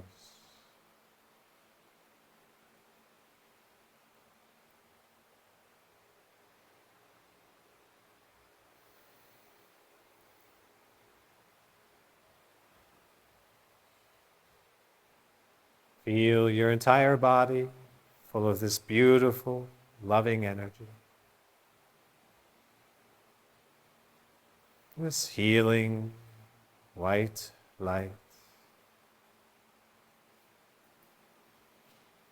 Washing away any stuckness, any darkness.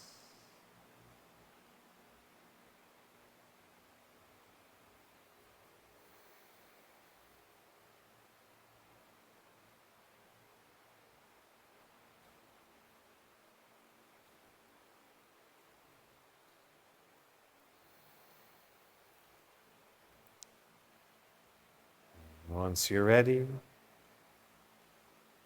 you can gently bring your attention back to this room.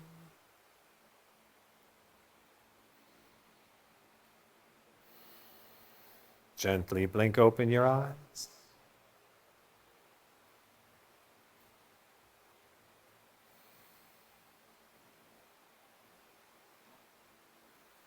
Notice your environment.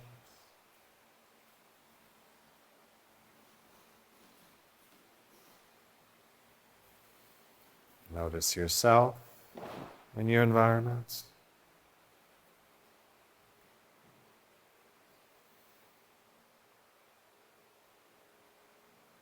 Notice your peace.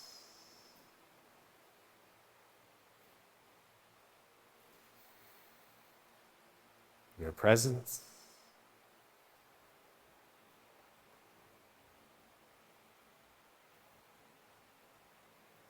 Your stillness.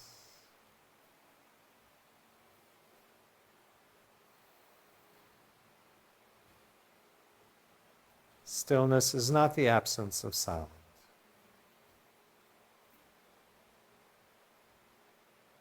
It is the presence of consciousness.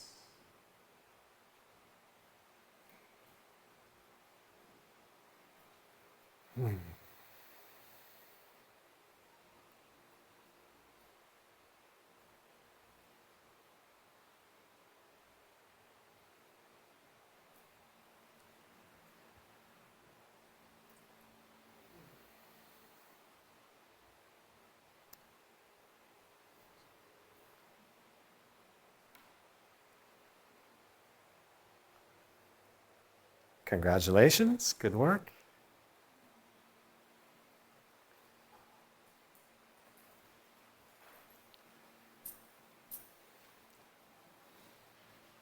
Anyone able to feel the release? It's just energy. what's stuck inside of us. If we spend unbiased, neutral time, our presence, the light of our awareness with the things that are stuck, they will dissolve and leave us.